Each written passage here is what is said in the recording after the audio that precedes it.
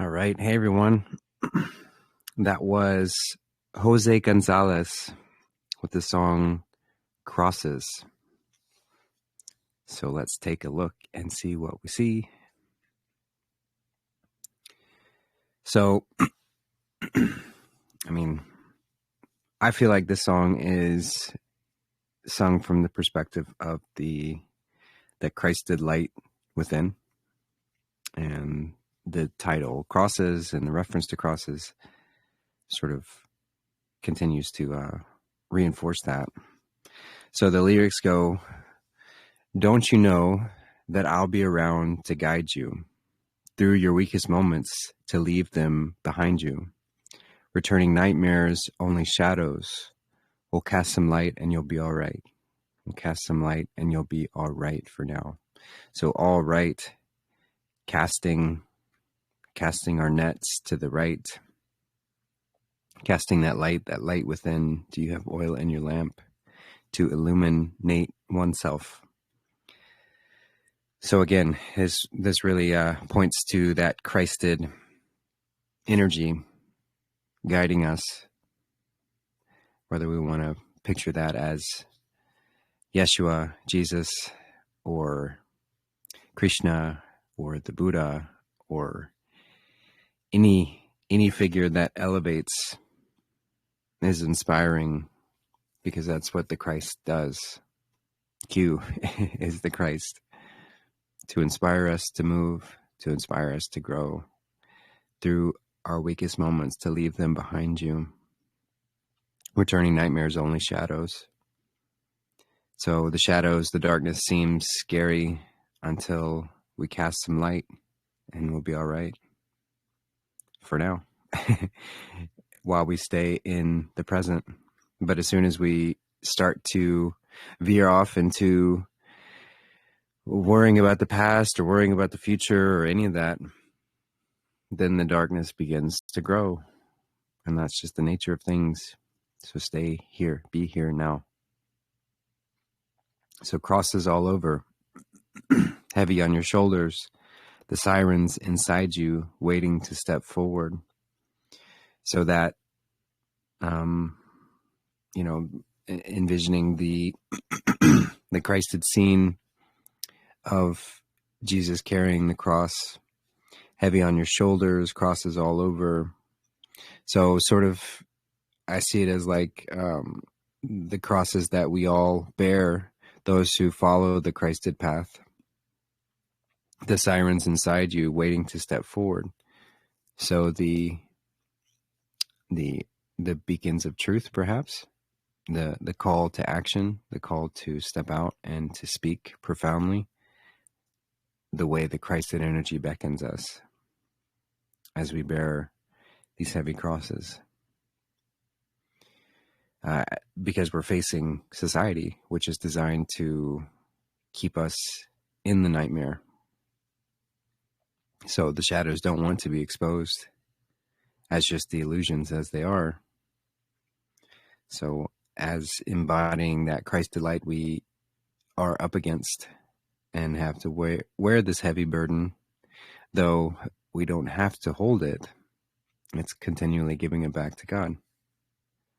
But anyway, let's continue. So disturbing silence darkens your sight. We'll cast some light and you'll be all right. So again, repeating, casting our net to the right. Disturbing silence darkens your sight. So this could be referencing perhaps meditation, darkening our sight, closing our eyes. So the physical eyes, or it could be those who disturbing silence, those who,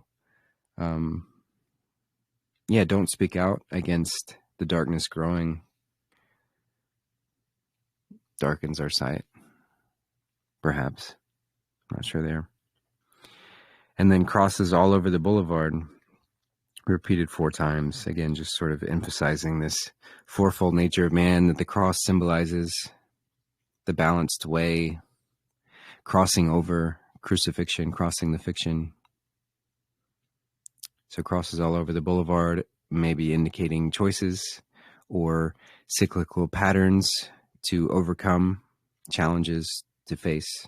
Crosses all over the boulevard. The boulevard being potentially being the chakra superhighway within this pathway that we're to walk, to raise.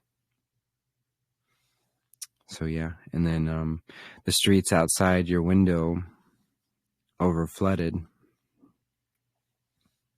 People staring, they know you've been broken, repeatedly reminded by the looks on their faces. Ignore them tonight and you'll be all right. We'll cast some light and you'll be all right.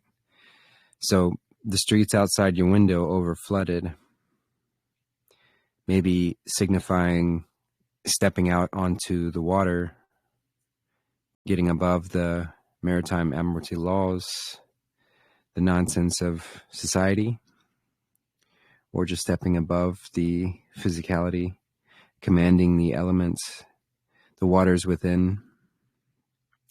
Or it could be referencing the great flood that does come when we don't get our collective shit together. The earth does have its ways of inspiring us to move, and sometimes it does that in rather intense ways, but this is only when we have ignored her beckoning call for a long time. But then she does respond, the earth responds with things that have led to floods and things of that nature. So maybe it's referencing that. People staring, they know you've been broken, as in they know you've broken out of society's mold, repeatedly reminded by the looks on their faces. And this is what it takes when we step out on that straight and narrow path. This is the way. So ignore them tonight and you'll be all right. Tonight in meditation, in that connection point. Excuse me. So yeah, that's again Jose Gonzalez with the song Crosses. And that's what I get out of the beautiful lyrics within. So I hope you enjoyed that. And again, thank you for being here today. Let's see, where are we? Excuse me, just a second. It is Friday, December 20th, 2024. So happy solstice to you all as we're approaching the solstice. Roughly tonight, my time. And this is the winter solstice for those in the quote unquote northern hemisphere or the center area. And then the winter solstice for those in the outer lands, down under and wherever else, further away from on the other side of the equator. But the equator is not the center of a sphere or a ball. It is simply the line that the sun and the moon dance around as the season changes. But they are truly moving about the center pole. So yeah, happy Merry Christmas to you all as we're approaching this time, and hopefully remembering the true meaning of this time and not falling into just the senseless societal conditioning of what this time might indicate. And of course we do our best with it, and I'm not saying to deny all old ways in lieu of thinking that they're all created out of evil, because they certainly have not been. There's so much beauty that can be found in this time, in this season, and oftentimes we're called to connect with those in our lives that may still be completely unaware of the true meaning of Christ Mass, Christmas, and the solstice time. So sometimes the best way is to connect and just meet people where they are. So I hope you are all having a wonderful time wherever you are, whether that being in complete stillness, celebrating the solstice enjoying the time where the sun stands still for 3 days, or if you are in the midst of family gatherings and celebrations and things of that nature, either which way, just bring that awareness into the space and lead with love and kindness. So wishing you all the very best in that. And yeah, so this is another episode of Quest-i-ons, the quest to illuminate the single eye, the quest to cast our nets to the right. We'll cast some light and you'll be all right. So when we illuminate our single eye, that pineal gland within, then this acts as a portal to connect with the divine, to connect with our creator, that highest spiritual guidance that we always have access to, the radio frequency we can tune into, and then it leads us. But of course, we're always tempted to let all the other frequencies that we're always bombarded with, whether it be through our thoughts or external influence, to steer us off that path. So that's the game, is to find the ways to stay balanced in that space, connecting to that divine frequency. And that's what we do here in this show. We're here to ask questions and share experiences and share stories to deepen our understanding of this experience and take these divine teachings that all of these ascended masters, including Yeshua, but so many others have taught, to find the ways to walk that line, to stay on that straight and narrow, to be connecting to that divine influence in all times, in all moments, in the here and the now. So this is a great opportunity for us to discuss and to share and hopefully take away and put whatever we discover here into action. It's one thing to listen, but listening without action doesn't mean anything. You know, we can read the Bible or any ancient text all day long, but if we don't put the teachings into action, then they mean nothing. We can listen to podcasts and listen to shows and listen to all sorts of things all day long. But if that's all they are, it's just something to listen to, it means nothing. So it's here to embody that. And I really enjoy these shows so much because I learn so much just through the experiences and through the other things that are shared here. And I'm constantly going through in my daily life and refining the ways that I'm interacting with others, the ways that I'm interacting with myself, the ways that I'm walking in this experience, to always be evolving, not to be beating myself up when I feel like I've missed the mark, but just use it as an opportunity to grow and an opportunity to do better. And it's through that process that we continually refine ourselves and grow, deepen our connection within that. So thank you all for being here today. And yeah, if you're unfamiliar with the show's process, so I do receive questions offline, well, not offline, but in other forms outside of the show. So you're always welcome to send me questions. If you can't attend these live shows, you're always welcome to send me a question any which way that you can reach me. You can write a comment, put it into my group chat, JC Family. You can send it to me on Facebook, or you can send it to me directly on Telegram, which is probably the easiest way, is sending on Telegram. And my handle on Telegram is @JustinCarpenter. I keep it simple, @JustinCarpenter, all one word. Just be mindful that there are scammers and imposters and impersonators out there that will copy my display name and my picture and try and lure you into giving away personal information linked to financial stuff. Try and con you into buying cryptocurrency to send it to them, all parading as if they are me. So just know that I would never do that. I don't ask about people's financial information. I'm not going to try and get you to log into any cryptocurrency app or anything like that. And if I was going to talk about any of that kind of stuff, it would be here openly. not in some private message with you directly, especially out of the blue. So if any of this kind of stuff happens, just know that you're dealing with a scammer. And I can't do anything about it, unfortunately, other than just to warn people. So whenever you do experience that, I'd appreciate it if you blocked and reported them through whatever platform or whatever you're using. Telegram gives an easy option when you block somebody to just report them in the same spat. So that's helpful to hopefully keep them from being able to do that to other people. But yeah, that's the best I can do is just to warn about it. And so that's why I say the username, because this field in Telegram cannot be copied. So if you click on my banner when you're messaging me, you'll see the username, or anybody's banner for that matter, you'll see the username field.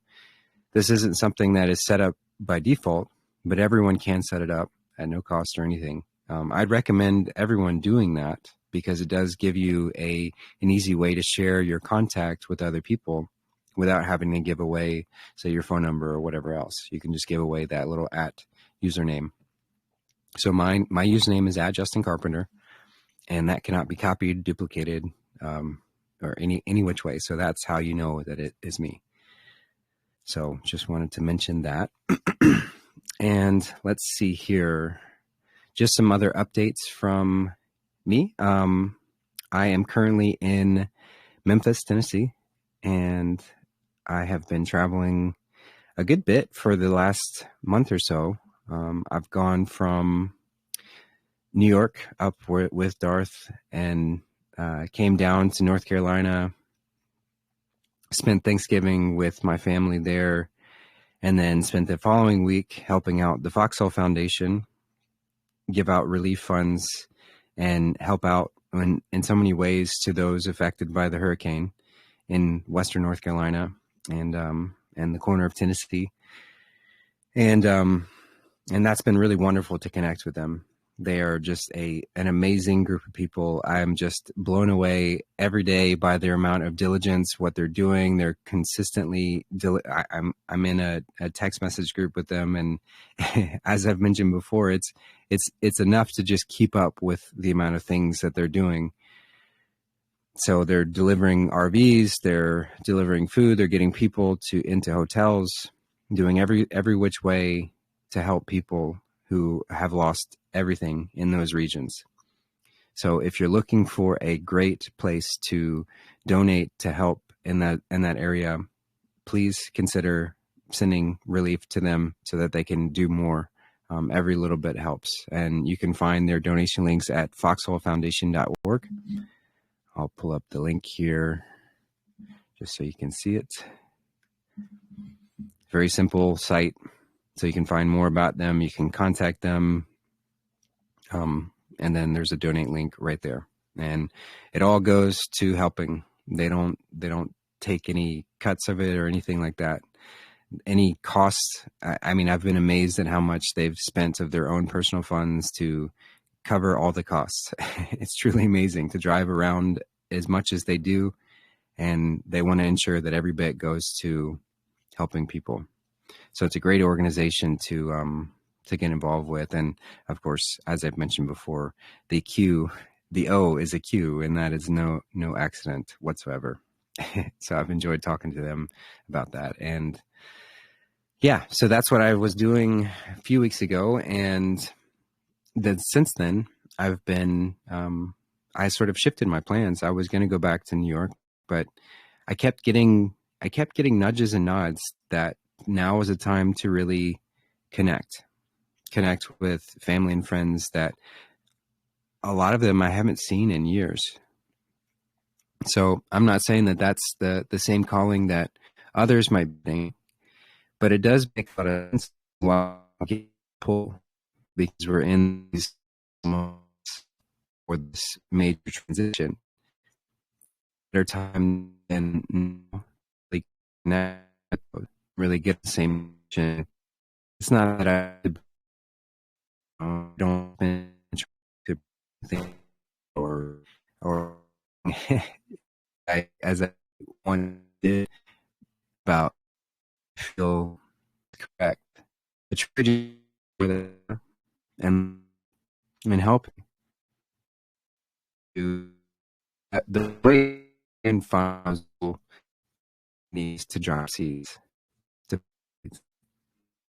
So I'm just not putting any thought, just connecting. So, and seeing different is because I grew up in this region, and now I'm going to spend the Christmas week here in Memphis, and before heading back up to New York. So that's kind of the plan at the moment, and yeah, just really glad for the opportunity to get to connect with you all in this ways, as I so thoroughly do enjoy. So thanks for being here. And so I mentioned the questions can be sent to me offline, and I keep them all in a list, and I get to them whenever there's an opportunity on these shows. But I do love to give priority to those who are actually on the show.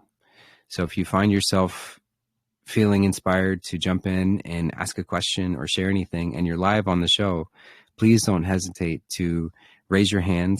And you do this by just clicking that center button, and that signals to me that you'd like to speak. And then I can open up your mic and we can go from there. So I'll make sure to call on you whenever there's an opportune moment.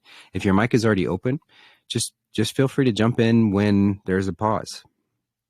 And if you have trouble finding that pause to jump in, just toggle your mic. I'll do my best to keep an eye. And if I see your mic moving, then I can call on you when there's an opportune moment. So yeah, I think it'd be best to just jump right into the show today.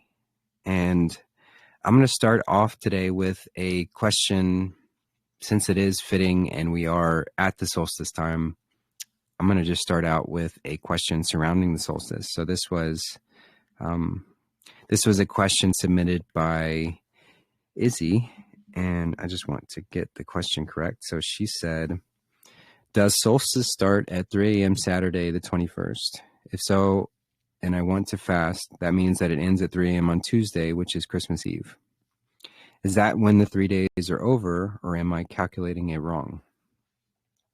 So she's essentially taking the when you do in a search engine or whatever, when is the solstice in the U.S. in Central Time, it gives you Saturday the 21st at 3 a.m. So that's obviously going to be different depending on the time zones you are.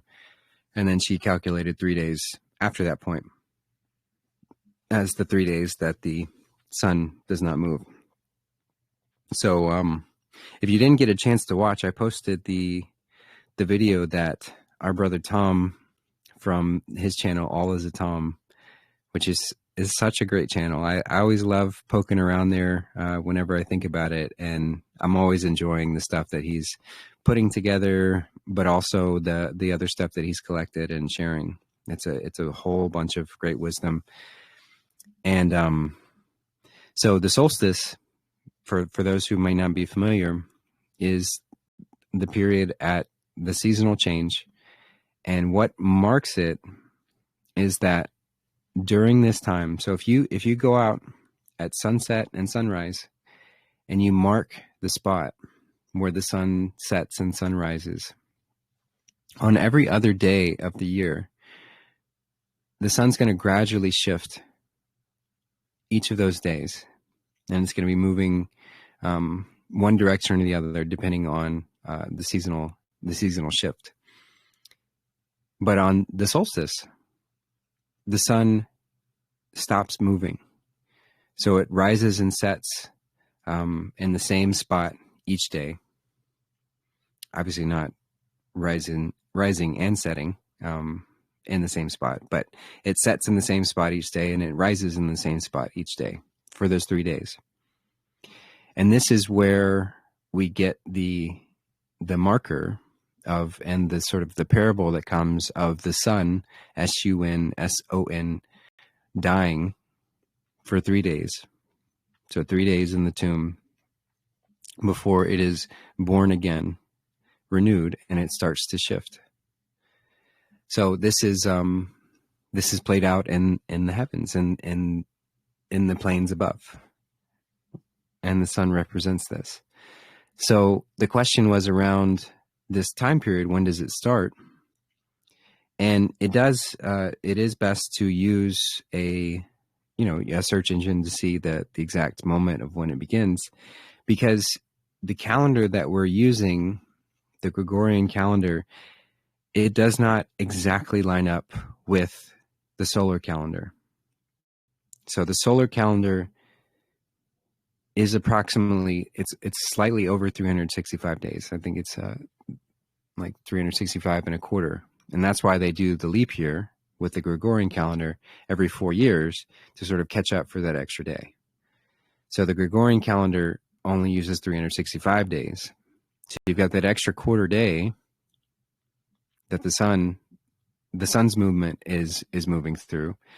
And from a calendar perspective, it's difficult to measure that, or just to keep it consistent. So for better, for worse, and of course we can reevaluate and change all of these things, it was chosen to do the 365 days with the leap year every 4 years. So because of that, and because we're not going off arbitrary dates set by man,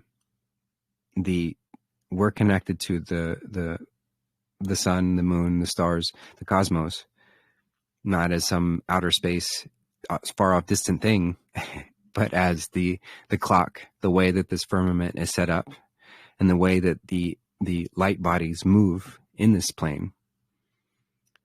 To orient ourselves as closely to them as possible gives us the best way to step into these energies and allow them to guide us and energize us, or to shift us in whatever way is necessary. So the seasonal change is a powerful moment because we're shifting from fall to winter. And we're shifting from this time period where the sun has been and the days have been growing shorter to this point where for 3 days, the days will be the shortest until the sun starts to move again and the days start to grow longer. So this is a pivotal moment that we can really step into and just use in a way that helps us. So for that time period, it will be starting in the U.S. time Saturday at 1 a.m. Pacific and 4 a.m. Eastern, approximately, and we'll go for 3 days. So during that time, it's a great opportunity to fast. It's a great opportunity to be still. It's a great opportunity to just sort of reevaluate the noise and the stuff that we're just doing out of habit, unconscious patterning. So it's a great time to put a stop to the unconscious patterning and really step into every action with consciousness. So to be taking conscious action. And that's what every season sort of invites us to do, but especially during this time where the sun stops its movement, so we can stop our idle, wandering, mindless movement during this time. So whatever that looks like to you, some people do enjoy doing a fast. I think it's great. I think it's a great practice to look for. Some people, maybe you might want to just not use electronics or reduce your electronics. Maybe you want to engage with family members more in person. Maybe you want to practice more self-love during this time. Maybe you want to engage with sleep better. Maybe you want to let go of some food item, let go of coffee. Maybe you want to, whatever the case may be, but to find some way to bring conscious action back into the space, or conscious inaction. Just be conscious. Don't let the idle wanderings just take you and continue moving you. And of course, with society crafted by those who seek to drive us away from the natural patternings of creation, have sort of crafted this time to be extra noisy and stressful, and people worrying about gifts and, family confrontations and drama and all that kind of stuff. So as best you can, try not to engage with those layers.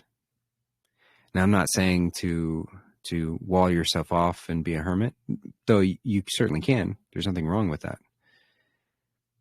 But I know, at least for me, in this year, I've been guided to participate and to engage and to be. So I'm not going to give in to the drama or the stress or the worry or any of that that other people might be inclined to.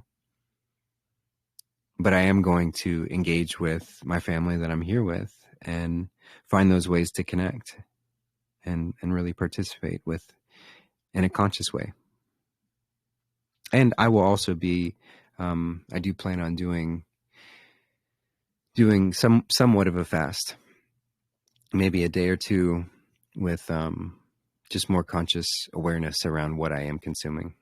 Not that I don't have that on a regular basis, but it certainly has been a bit lax in recent weeks. So I'm just going to bring some more structure to that.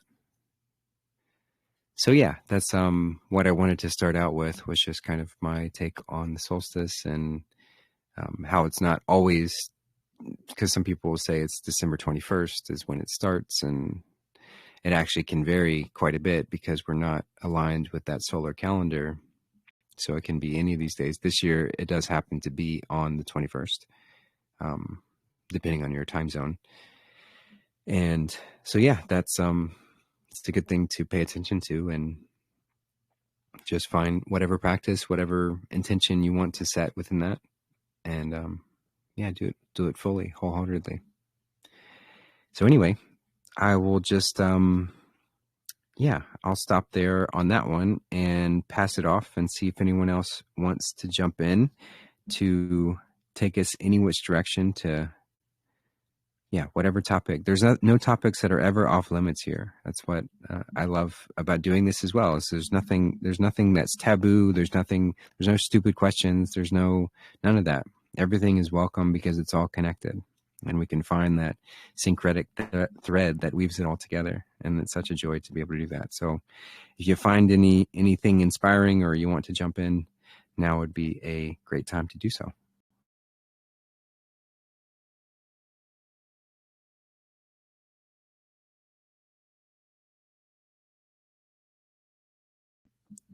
Hey, Roan, what's up, brother? Go ahead. Hey man, glad to hop on again. It's always awesome learning something new every day, and particularly about this solstice. It's kind of funny how you're not even aware of everything, right? But there was this amazing full moon meditation that I just did at a pyramid in Cuernavaca here, and it's opened up certain, I guess, channels. And I'm not saying everyone gets to have a pyramid in front of them. I was quite spoiled that day or that night. But yeah, I wanted to know if it's like, how do I even say this? I just kind of hopped onto this like instinctively, so I didn't have this prepared ahead of time or anything. But how can I maximize my fasting experience? Because I would love to start this when it begins. Start when it starts. It sounds funny, but yes. Is there any recommendations that you would have for particular juices for helping me ascend through the solar plexus chakra, or the yellow chakra? Because I almost felt like a block, like where you've been practicing, say, retention for a certain period of time, and you could do it repeatedly, but you almost always get blocked there. And it's because I guess you're trying to, or I am trying to, find a creative outlet or something to put that energy towards, instead of, depleting itself, right? So what types of juices and maybe particular teas could you recommend that could help ascend past the sacral? Because I want to go further up and not, rush anything, of course. But I would love to hear what some of your recommendations, or anyone else's recommendations, would be that are on the channel right now. Thanks. Yeah, great question. And I would love to hear if anyone else has more detailed insight into this particular area. But just in general, the chakras are all aligned with the color scale. So usually that's going to be indicative of kind of those that are more maybe helpful or more just connecting to that particular point. So you mentioned the yellow or the gold of the solar plexus. And so finding fruits and things of that nature that are aligned with that color could help you with that. So just thinking, I mean, I don't know if there'd be any yellow watermelon that you could find, but that would certainly be a great one. Maybe lemon, though some people do have a hard time with lemon. And yeah, not a whole lot other yellow things off the top of my head, but I'm sure you could find other yellow fruits that you could dive into. And but it's all connected, right? Like, so just just ensuring that your body is alkaline, that you're not in that acidic state, it's going to naturally move through all these different areas. So that's certainly something to take a look at. I've been in recent months, I've been pretty diligent at checking the pH of my urine to see what my general alkalinity level is within my body. And it is quite an interesting experiment, and anyone can do this because these testing strips are so cheap. You can order them or buy them in a lot of pharmacies, and wherever else will carry them as well. And it's just something where you either pee on or stick it in a glass of urine, and it will change color, and then you measure that based on whatever the scale indicates. So you can kind of test that way. And it's been an interesting experiment to see just kind of, what different alkalinity levels feel like in my body. I've also been using a product that I do quite enjoy. It's called Four Salts, and it's spelled with a PH, PHOUR. Just be aware that there is a product on Amazon called Four Salts, and I don't know how they get away with this, but it does not have the Four Salts that I use. And there's a website that has four mineral salts to it. So sodium bicarbonate being one of them, baking soda, and then I believe it's potassium bicarbonate, magnesium something, and sodium. I can't remember exactly, but it's got four of them. And there's another one on Amazon that only has two, and it's also called Four Salts, which I find quite interesting that somebody would make an identical product that doesn't have everything included into it, because the benefits that people have experienced with the Four Salts have been, the original one, have been pretty profound. To reading about testimonies and experiencing and hearing other people go through these things.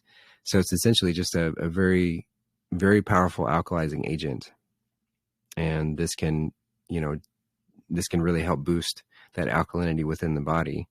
So if you're finding yourself and you're testing your urine and you want an extra boost in there, this is something that's very, as far as I can tell, I haven't experienced any side effects from it. And I've been testing it for a few months now. And I know people who have been doing it for years and have had no problems with it. So it seems to be something that's a pretty safe option to just bring an extra alkaline boost. Obviously, we want to be finding alkalinity naturally through our diet, and that's the ideal way to go. However, sometimes it's not always feasible, or we're not in a situation where that can be, or we might be detoxing quite a bit and just need a bit of extra help. So this is a great thing to use, and I've quite enjoyed it, and I've recommended it to others. And and this was put forward, recommended by Dr. Robert Young, who is big on alkalinity, which of course I can very much get behind as being the main factor for health in general. And he said that it was interesting that it's actually he found that the chlorophyll in greens was actually the most alkalizing agent within things that we can consume. He said fruits are great, But as far as something that you can consume that really packs a punch for alkalinity is really the greens. So the dark leafy greens with lots of chlorophyll in it. So that was his biggest recommendation for doing it naturally, was to consume juices and smoothies with lots of dark leafy greens. And of course, eating them in salads and things is great too, but to really get a lot in there, to have like it in a juice or a smoothie, is a really great way to do that. So that's another recommendation, is just make sure you get your greens in. And of course they're packed with minerals too, which are very helpful with all sorts of things. So, oh, Lila, did you have something you wanted to share?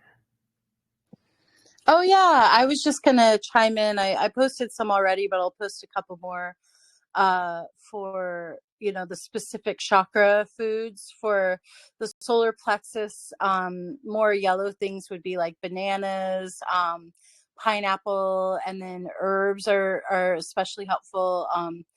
Root vegetables, like any yellow types of squash, which is so nice and available right now, at least where we're at. I think you're in South America, so maybe not as quite, I don't know. But and then fennel, I'm sorry, not fennel, turmeric, ginger, those kinds of things, anything that's in that vibrant yellow. And then it's interesting to think, because the next would be the green, which would be those green leafy vegetables, and lettuces and things like that. Chard, rainbow chard is so nice. So that's kind of interesting, because that would be going up into the heart chakra then. But I have a bunch of these different things, so I'll post them in the JC family, and I'll send them to you, Rowan, if that's easier. Yes, please do. Yeah, and I don't know if I'm actually in it sounds like a separate group that I just wasn't aware of, or I was not in the right one, I guess. The JC family group, is that one of your links on your profile there, Justin? I might not be looking at the right thing, I don't think.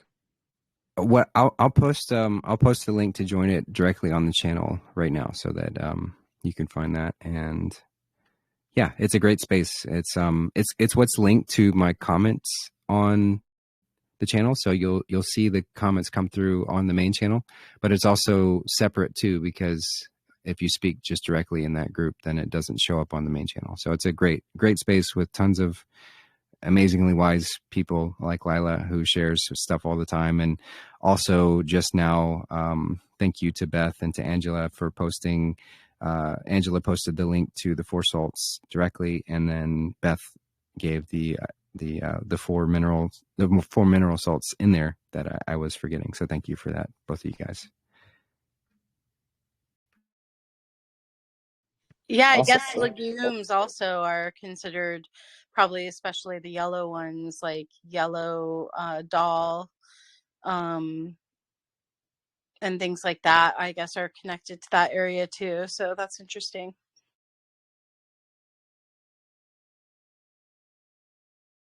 Yeah, and just adding on to the whole leafy green subject, I was learning more about spinach and other particularly high in iron vegetables. Is that besides lemon, what would be another good thing to squeeze in there that helps bind to it and actually gives us bioavailability or access to it? Because I know, like we all are already aware, fruits, everything is great, but certain greens can be better. But what else could I add besides lemon that could expedite the bioavailability and just make things move along a little more smoothly? Any other recommendations?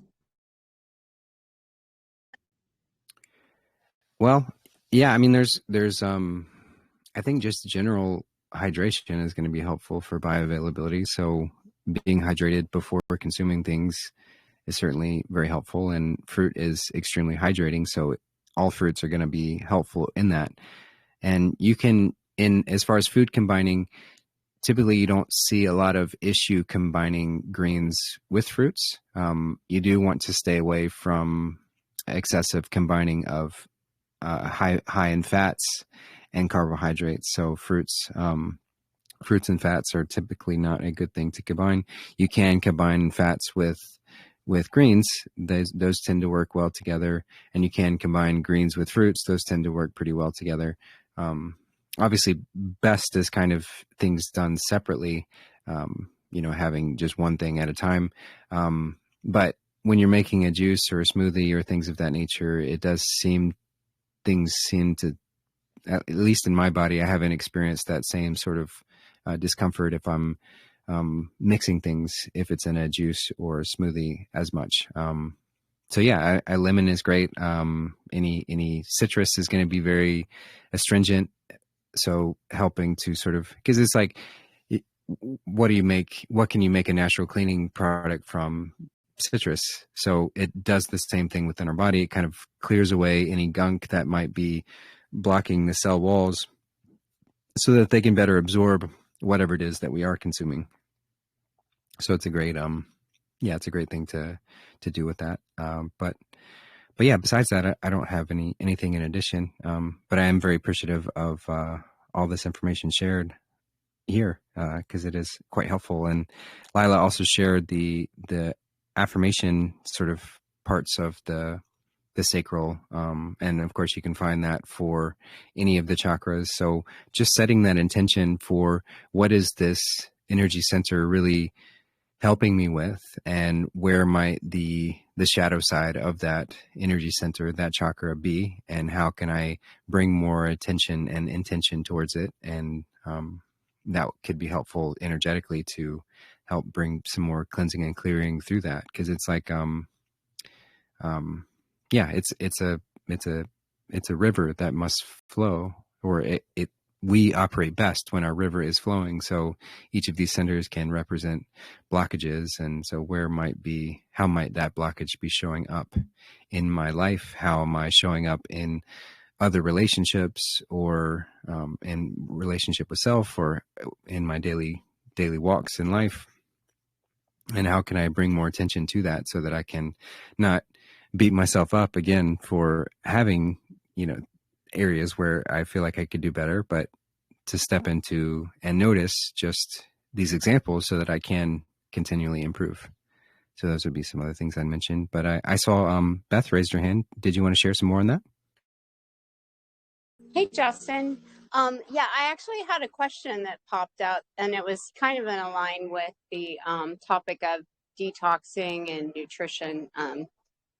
I was out today and I saw a IV hydration place, like an IV bar, and my first instinct was to run and make an appointment, because that's something that I haven't noticed in my area, and it's something that really helped me a lot in my detox process when I was first starting, like back in 18 or 19.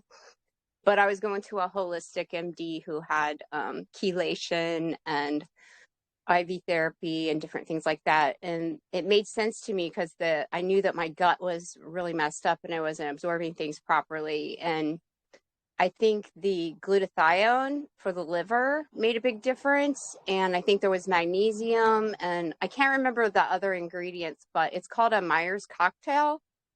But they're pricey, and I'm really starting to invest in my health again, and making some good moves, but I don't want to waste my money, and I just like to get your input on if you have any experience or thoughts about those IVs as a way to restore the nutrients when your gut is so out of whack. So yeah, if you or anybody has any thoughts on that, I would love to hear it. Thank you. Yeah, I don't have a lot of experience in that area. I've heard of people who seem to have really good results from doing things like that. And I've also heard people put forward concerns of, doing things intravenously as potentially a disruptor for our ecosystem that's meant to be sort of contained. But so I don't think it's like cut and dry one or the other. I think in certain applications it could be quite helpful. And in others it might not be. So yeah, sorry to not have much more. It's sort of ambiguous what I'm saying, but that's all I've really got on that subject. So I'd love to hear if anyone else has anything.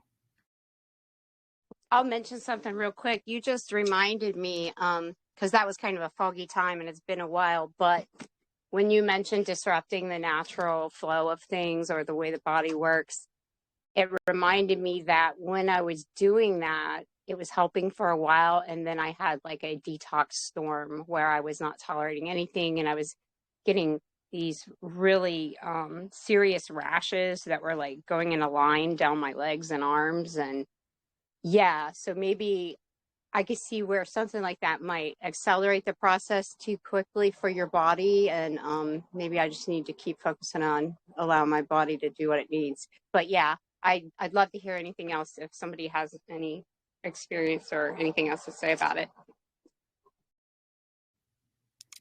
Yeah, Tracy, did you have some? Or no, go ahead, Lila, and then we'll go to Tracy. I was just going to say on that, I've definitely seen them help people over the years, especially with very extreme circumstances like fighting active tumors that are growing, deep infection in like the bone, or like a deep spider bite or something like that, a spider bite that has gone deep. Also breast implant removal. So yeah, I think that when we have rashes and things, oftentimes those are toxins exiting the body. They're not enjoyable, but a lot of times they are the body one of the best ways, or one of the ways, not I don't know if I would say best, but one of the ways that the body cleanses itself. So yeah, and I think like everything, what I've seen with those is that people will get really excited about them and then probably do too many too quickly, and just go into such an extreme herx reaction that they that then they feel like, oh, that made me sick, and in a way it kind of does, but it's because it's helping clean out. I'm not a fan of things being put in via needle into my body, so I don't think I would use it just for like, hey, I'm doing some general care. But certainly if I found something that was really unwell in my system, then I would be not adverse to trying them, but I would probably be very mindful around taking it slow, seeing how my body responded, and just moving very carefully, very consciously with them, and remembering that this is a business too. All of these things, even if it's with a naturopathic doctor, etc., it is a business. And so keeping in mind that sometimes people do have, or doctors or whoever, have a really they are really committed to helping you heal, and also it's a business. So take it nice and slow and steady wins the race, right? That's my feedback around that, but I absolutely think they can be very helpful. Thanks so much for that, Lila. And it makes perfect sense. And you know this, but a lot of people might not know in the group that it was breast implants that was my biggest source of toxin at that time that I was dealing with. So yeah, thanks for that. And I think it's all just kind of general advice when it comes to stuff like this, because really just getting used to that concept of our body knows how to heal itself. I keep bringing myself back to that, because I do, once I start feeling a little better and a little more perky and willing to go out and do some things that are going to help me, I don't want to fall back into that trap of just going willy-nilly and throwing all my money out and doing some quick fix thing, that illusion that something outside of me is going to be better.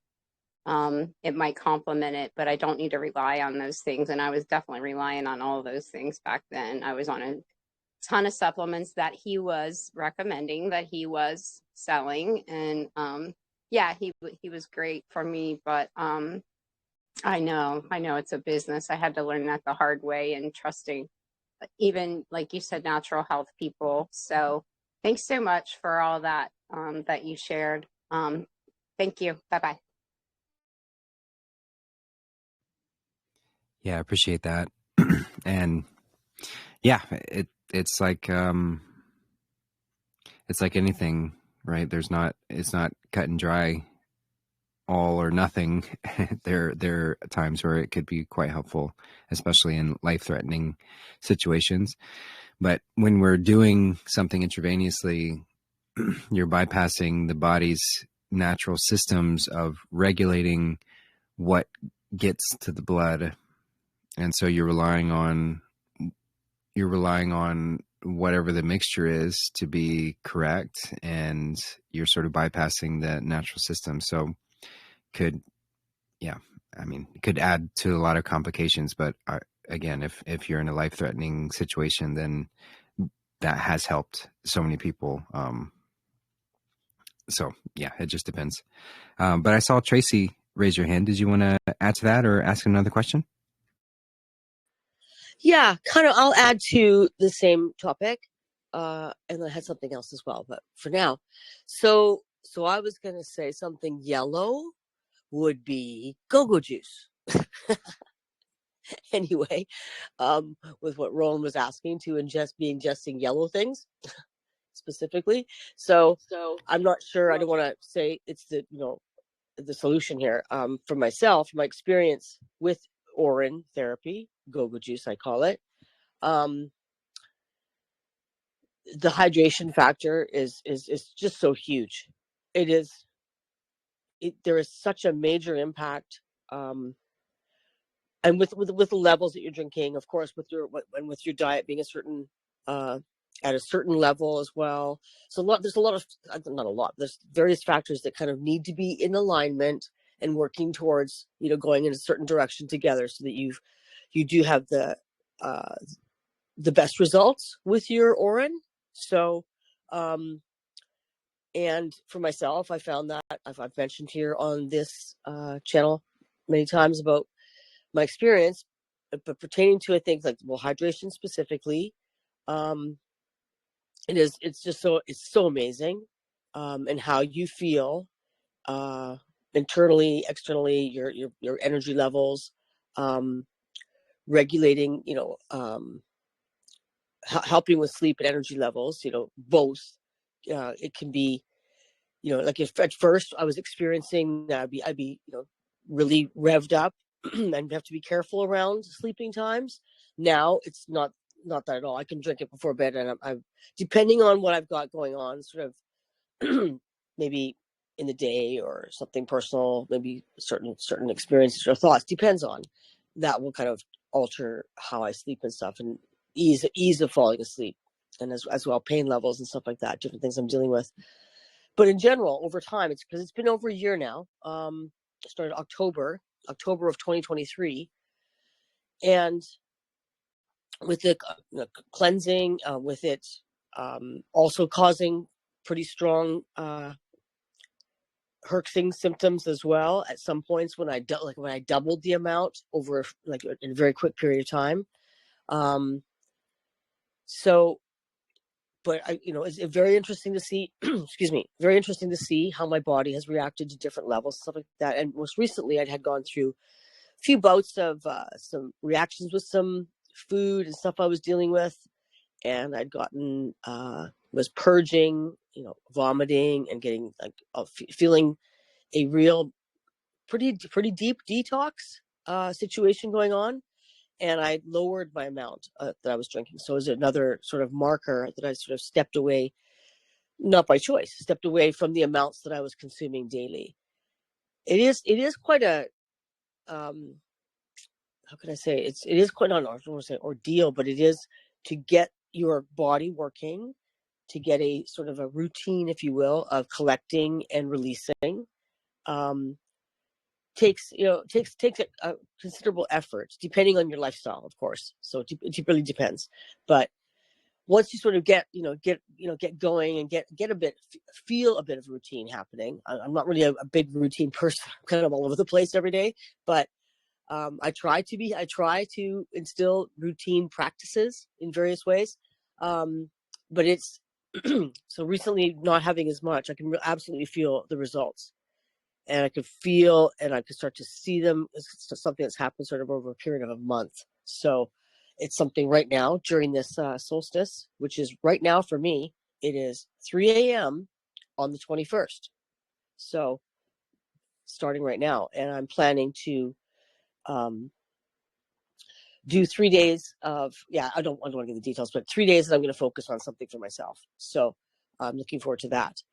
And as well, I've been this past week regaining better release and collection, but it's sometimes still I'm having a bit of residual nausea. Now I'm not even sure if this is, again, this is something I kind of asked in our private, we have a private group chat, and I was talking to some people and asking about Ascension symptoms and wondering if anybody else wanted to, sorry, I don't want to spread too many topics right now in this conversation, pardon me.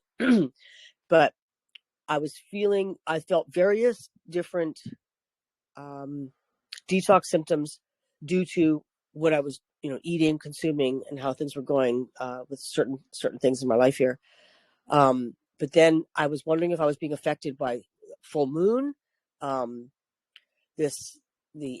course, coming into this winter solstice, those changes, and what else? Sorry, sorry, I'm drawing a blank. Sorry, I'm a little bit tired. I've only had 2 hours sleep. Like I said, 3 a.m. I tried to sleep before this one, but a little bit foggy. So the symptoms I was feeling kind of the nausea. Sorry, that's what I was trying to say. I was feeling more nauseous than normal, and wondering, and then that there's a bout of severe migraines, which I have gotten in my life. I've had periods of my life that it's been horrifically extreme, extremely debilitating. But recently I'd had a bout of migraines again. I hadn't had for quite a while. I mean, I really to clock it, not a long duration, maybe something intense for a day or so, but this has been really brutal. So I'm not sure if I can't pinpoint exact things on all the different factors that I've gone through. Like I said, personal choices as opposed to external effects of some kind. So with the go-go juice, I'm just wondering if Beth or if Rowan have ever started with the Orin therapy, if they've ever attempted trying it. But that might be something to add to their to what they're doing. Perhaps, maybe not. Maybe that's not appropriate, or not good timing, or they're not interested. I'm not sure, but I'm curious to know. I wasn't sure if anybody else was engaging in that therapy, but I can absolutely say that, without a doubt, it has been the most life-changing choice that I made, and that I stuck with, and that I have been really diligent with, and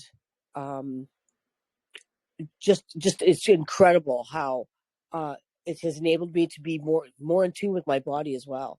The fine tuning that you can feel that you're doing, because you're doing everything with intention as you're collecting, as you're releasing, taking great care to store it or contain it, and meditate while consuming, and all those kind of things. Like it's been mind-blowing, absolutely mind-blowing, what I've learned about myself, and how it just shifted me into a different level of perception of myself, a different level of perception of pretty much everything.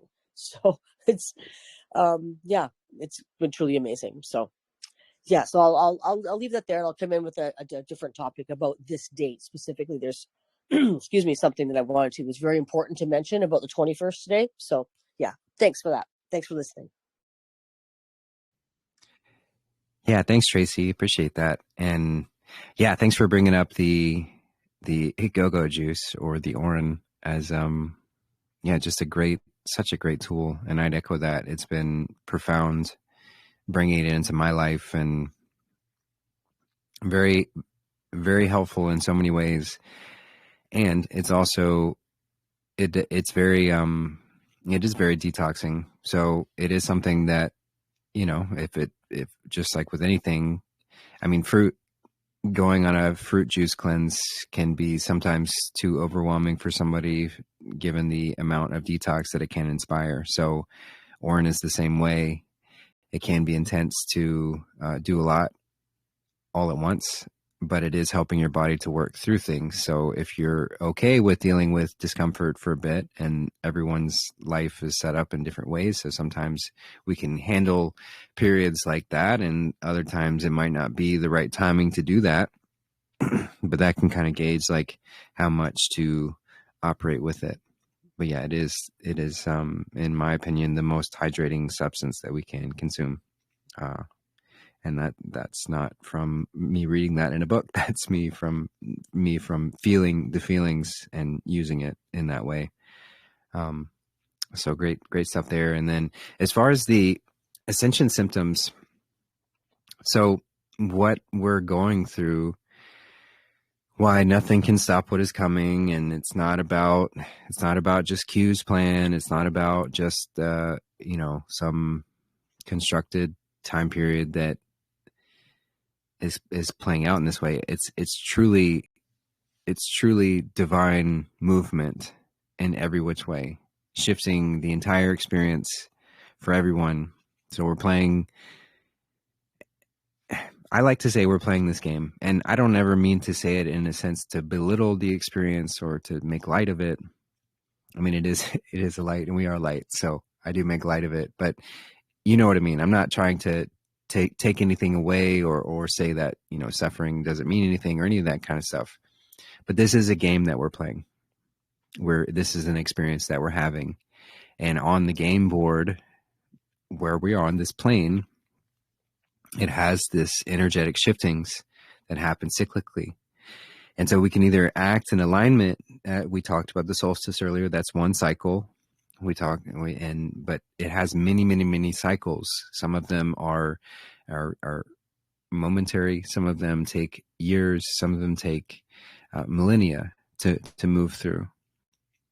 So we're moving through a very powerful millennia shifting cycle, thousands of years, and potentially, and it's hard to say because we've always been here. So infinite times, infinite ways, perhaps. What it is, it's hard to conceptualize infinite. But anyway, we're at the cusp of something monstrous, and not monstrous in a bad way, but so massive. This shift that we're going through, where everything within creation was sort of in alignment with the darkness. Not as if the darkness reigns supreme, but it just was, it gave more room. We were in night, and under the cover of darkness, when it is night, it's much easier to do things that are evil or not good. It's much easier to do things like that, to hide from ourselves, to hide from each other, to hide our wrongdoings and to get away with things, to take advantage of others. And that's easier done in night. That's why crimes are committed in nightfall. So in this cyclical cycle, we've been in the nighttime for roughly 12 to 13,000 years. So everything within creation was sort of easier to get away with from an evil perspective. Not that it had to be. Evil doesn't have to exist, but the potential for it is greater during that time period. Well, we're shifting out of that. The dawn is breaking. The light begins to pour back in. And with it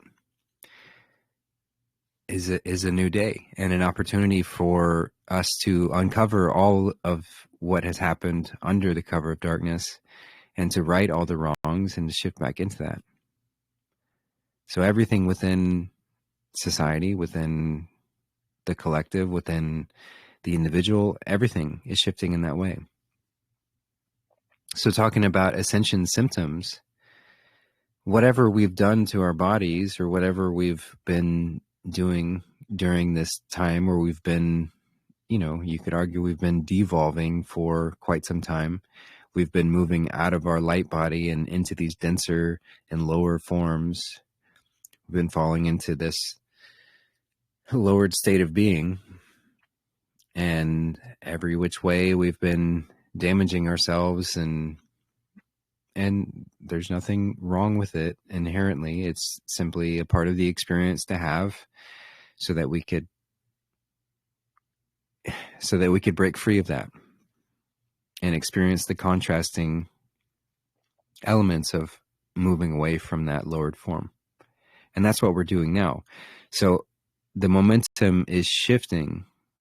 It has shifted, and it's continuing to accelerate, as when you're watching the sunrise and you start to see that faint glow indicating that the night is ending, but you don't quite see the brightness of the day. And that slowly starts to accelerate and gets brighter and brighter. And then within, an hour or minutes, really, that light begins to pour through. And I keep, even just speaking about this, I keep remembering that scene from The Lord of the Rings, The Two Towers, where Gandalf comes to the aid with the riders of Rohan, to Aragorn and all of the others within Helm's Deep. And he says, look to the east. And as the sun rises, I'll be there, essentially. And so that point where the sun breaks and they're riding, you see him on the white horse and he's at the top of the hill and the light is growing. And within Helm's Deep, they've basically not given up, but they're saying we're going to take one final ride because it looks like we can't hold this any longer. So instead of cowering away, we're going to take the fight to them. And it's through that strength and that courage that they were able to meet their that saving element that Gandalf the White represented, with the sun behind him. And he comes storming down the hill, and on the light blinds the orcs and Uruk-hai. They can't handle sunlight very well. It burns them very much. And so they represent the darkness and how this potential for evil to exist. And so they're shying away, and of course they defeat this army of Uruks. And that's representative of what's happening now. The sun is breaking. Gandalf, the Christ, at playing the Christ element in that scene, is here to bring us into this new era, this new age, to where we can save ourselves. No, we don't need an external savior, but we can recognize that salvation within. And so that's what this movement is shifting us towards. That's what this cycle change is bringing us out of that darkness and into the light. And so going back to ascension symptoms, wherever that darkness exists within us, wherever the parasites exist, wherever we've allowed our body to fall into decay and all of that, it's all got to come to the surface. The light is being shown on it, and it cannot exist in that any longer. So we have the opportunity, the choice to move through that, to continue shifting our body. And it happens naturally. We don't have to force it to do that, though there are certainly many ways that we can help it so it's less uncomfortable, though there will be a degree of discomfort naturally because of it. So instead of thinking, oh, why am I feeling this way? Why do I feel like shit? And getting upset about it. Celebrate it. Celebrate the fact that something is moving out of you that needs to, and that your body is upgrading. for this time so that light can better flow through it, so you can better receive that divine light. The reinforcements are here, but part of you is still that darkness. Part of you is still the urukai within your body, and it doesn't want to give up control. So it's going to revolt and revile and get upset. And that's part of the discomfort. So it is just a natural element, and it's something that we can probably best just to come to terms with and grow comfortable with, get used to the discomfort. Not saying that we have to embody that as our everyday, but there are going to be moments within that. And especially during this time period where we're coming out of fall and into winter, truly. So we're in the deepest part of winter, the darkest, the longest, the shortest of days, and this is the death. So this is where all of that which no longer serves us dies, so that we can be born again. This is where we can recognize where all of these darker elements within inside of us no longer have power. So we can step out of them. But it's a process. So it's not always going to be, it's not like flipping a switch, it's going to take time. It's going to take diligence, and it's going to take grace to have grace for ourselves as we go through this, and trust the process. So yeah, that's what I'll share about Ascension symptoms and sort of my thoughts there. But it's a great question, and I appreciate that, Tracy. So I'll pass it back. Well, thank you. That was beautiful, and yeah, excellently said. And as I have learned, and still in the process of learning, but it has come to that where I was able to, as my first really, really intense detox was around March and April, and it was quite intense. It was very uncomfortable. And so I'd spoken about that on here, and you gave advice on that, stuff like that. So there was various things that I was able to do to help not alleviate, but to get through it. And because you got to get to the other side of it. There wasn't, like you said, you can't fight it. So knowing that and learning that, and you have guided a lot of people through that kind of process, Lila as well. A lot of people's advice on here through that was so helpful at that time. So going through this, and then going through the summer where I'd gotten through gotten onto a really good roll with various things that I was doing. And then as well, being summer as well. So the extra bonus of then having the excellent weather, being able to be outdoors, get in the ocean, those kind of physical activities that then shift in the fall. So then there is a lot of stuff that happens to me specifically when those seasons change. It's quite drastic, and even though it's not a huge season change here, as like we're not getting like from summer to winter in terms of like snow and things like that, those kind of weather patterns. But still, there is quite a shift, and there's a drastic change my body goes through in those season changes. So that's something as well that kind of hit at the same time. So seeing the ebbs and the flows, like you explained it, the ebbing and the flowing of this that I've witnessed this whole year, has given me such incredible insight, and I can gauge, what I was doing, how I was feeling, and I've got a pretty good indicators that I've been able to learn about myself. And anyways, so this most recent one, as like you said, is just embracing it, knowing that it's so good that it's happening, not fighting it, but just really like, oh yeah, this is really good. This is a really deep one. Oh, this is awesome. So knowing that is such a relief. That in itself, because you get so stressed out thinking, oh no, I've done something wrong, or I've got to snap out of this. I've got to get over. I've got to go.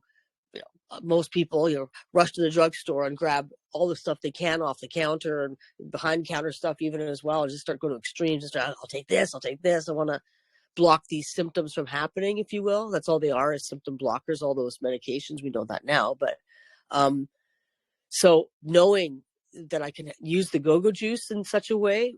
It's so beautiful. Like, it's just so easy. It's so easy. It's right there.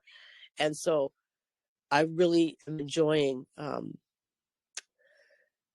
really enjoying going through these ebbs and flows. Yeah. So I'm just learning so much. So I'm feeling better. So I really feel like the timing was absolutely perfect with it, because it's been about a month or so. So it's leading me up to getting prepared. So I have been focusing on eating tons of mandarin oranges and grapes, really, watery packed ones. They're really very juicy. So, and try to be very, mindful of everything that I'm intaking. Not in any extreme way. I'm not doing anything extreme at the moment. So very gentle, but still just trying to be as mindful of just wanting to stay as hydrated as possible. As well, another factor, when the humidity drops in the city, like everybody knows, winter gets really dry. So gauging that in my body, I'm not saying I'm like oversensitive in some special way, but I'm absolutely sensitive to it now, in the sense that I can sense where I'm sensitive. I can sense these shifts that are, before I wouldn't have known what they were, or how to sort of guide myself through them in the same way. So I've gained so much incredible knowledge from all of you. So thank you so much. And Beth, I wanted to say just one quick thing too about, you had mentioned that you had gone through a period, or you're going through a period of certain extreme pains that you'd gone through. So symptoms were coming back to you again. And I was listening along over the past few weeks. I hadn't really shared stuff because I was actually going through all this stuff this past month. I was not feeling like sharing it yet. I wanted to be sort of getting, not to necessarily even to the other side, like when it was over, then I would talk, but I just really was in the process of it. So in the process of it, and I wanted to see how things were playing out. So I wanted to share now, but I as well have been experiencing extreme pain fluctuation levels.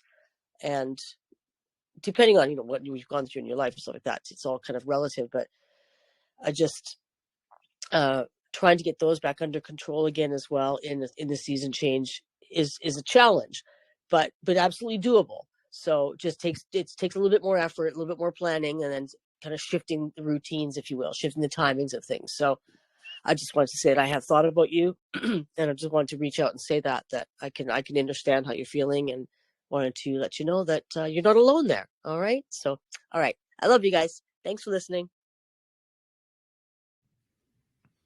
Yeah, thanks, Tracy. And yeah, what you said about trusting the process, that's what all Christed beings recognize, is that every single moment, no matter what, everything is always working for the greatest good. God, goodness is the foundation of all. So even though things may seem dismal or out of whack, there's nothing that is. And so just trusting that, of course, not letting that lead us to a sense of complacency or inaction, but letting that trust guide us in every moment, so that every action we take is with that in mind. So that's the Christ. That's it. It's really quite simple. Just trusting that goodness reigns supreme always. And then that goodness can flow through you, through everything. So thanks again, Tracy, for the great question. And yeah, I'll just pass it off and see if anyone else wants to jump in and take us any which direction. You're more than welcome.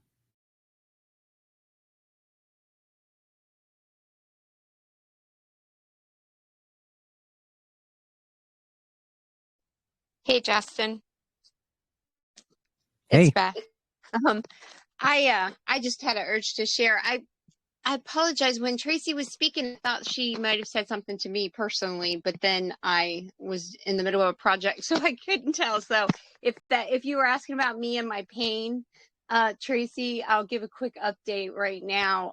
The reason I couldn't hear what you were saying is because I'm vacuuming my porch, and I couldn't vacuum my porch or my anything a week ago. So I wasn't even able to like bend over and plug the vacuum in. And so I'm having a lot of improvement in all of my physical symptoms. And I think it's due to a number of things.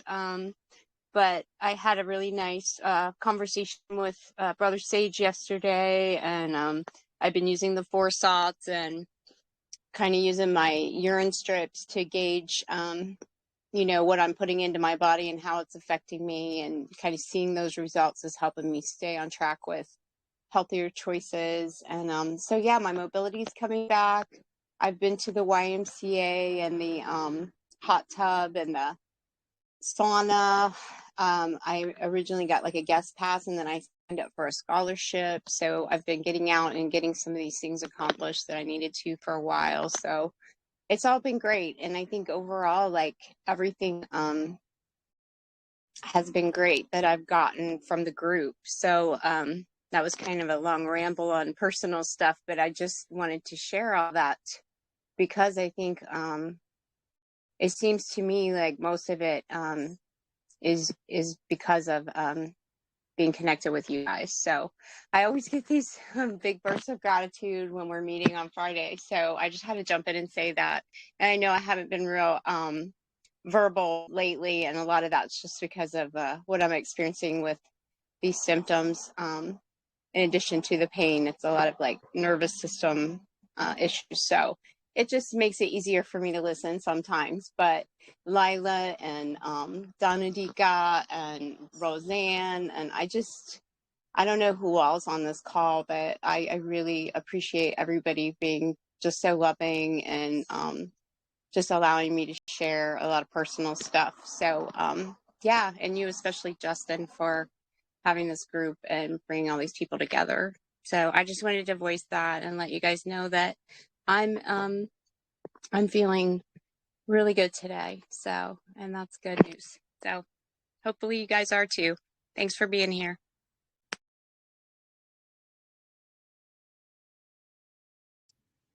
Yeah, thanks, Beth. Glad you're here too. Yeah, anyone else want to jump in and share anything or ask a question? You're more than welcome.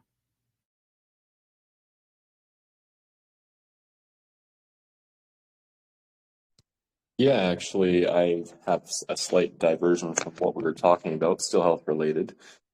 I've been reading more about natural tobaccos and what the real true shamans and anointed ones who were so wise that shared lots of good things with people throughout generations is that, of course, today, cigarettes and other things we should not go anywhere near. However, natural tobacco with real nicotine apparently has particularly good health benefits for men. I don't know if that's exclusive for men, but I came across that, and they weren't able to cite their sources though, and they were very responsible when sharing this. Was that simply because I told you this and I could even cite my source, I'm going to choose not to, because it's better for you to learn about it on your own. So I really thought that was awesome, and I'm not smoking anything actually right now.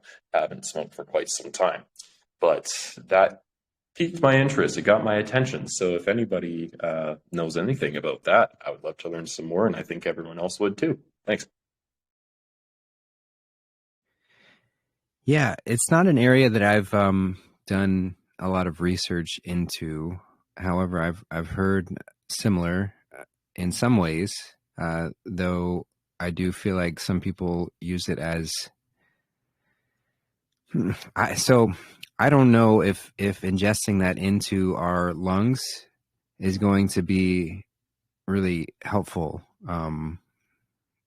Maybe, but it doesn't seem like that would be something that would be super helpful.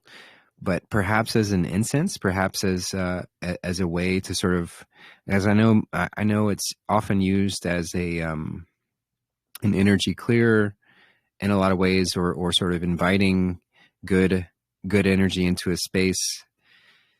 So that's often why it was used in ceremony, or for I like spoken of is the peace pipe, and communications to sort of bring about that energy into the space. And it can have a kind of a calming effect. So it's kind of like, you know, how people will smoke cigars and not really inhale it. Maybe that's more the sort of more of the beneficial use from it, perhaps. I'm just kind of speculating here. I don't have a lot of insight or knowledge in that area. But I will say with absolute certainty that the products manufactured and sold in cigarettes are oftentimes not even real tobacco. Sometimes they are, but they're so diluted and chemical based that they're quite harmful in that form. So that I can say with certainty. But a natural plant grown in that way, perhaps it has some use in certain applications, but it's like with anything, right? Like any plant can be used in a wonderful way, but it can also be harmful if we're not using with conscious intent. So I can't say with certainty where to draw that line. I have not been called to use that plant myself. But I don't have any issue with anybody else using it. And it certainly could have some benefits to it. I'm not sure. So I'll just leave that there. Again, not a whole lot of specifics that I can add to it, but maybe somebody else has some insight there. Hey, I could share a little bit, if I may. I have Native American ancestry, so I've always been really curious about all of their ceremonies and traditions, and I've learned quite a bit with shaman and been involved in some different ceremonies and things. And from what I was taught, like the whole concept of the tobacco being used like as a plant medicine, like you said with the peace pipe, it's about it's a form of prayer. It's a form of prayer, meditation, and when you're ingesting the plant medicine into your lungs, then you're sharing that with the others, and they have like vision quest type things. But I won't go into a lot of that because I'm definitely not an expert. I'm just extremely curious about it. I will say that when I looked into it, I probably was a little biased because I had been a cigarette smoker and I was exploring all of the, plant medicine options since I had this newfound belief in plant medicine. So I ended up back on cigarettes after reintroducing tobacco into my practice as a meditative prayer type tool. And that was like ceremonial tobacco that I was growing it myself organically, but there is definitely a difference in what they sell, even as loose tobacco to smoke, like in a tobacco store, or what you would get. So I don't know, but I'm really curious to hear what else somebody else might have to say about this, or even in a separate discussion if it ends up taking too long. Thanks.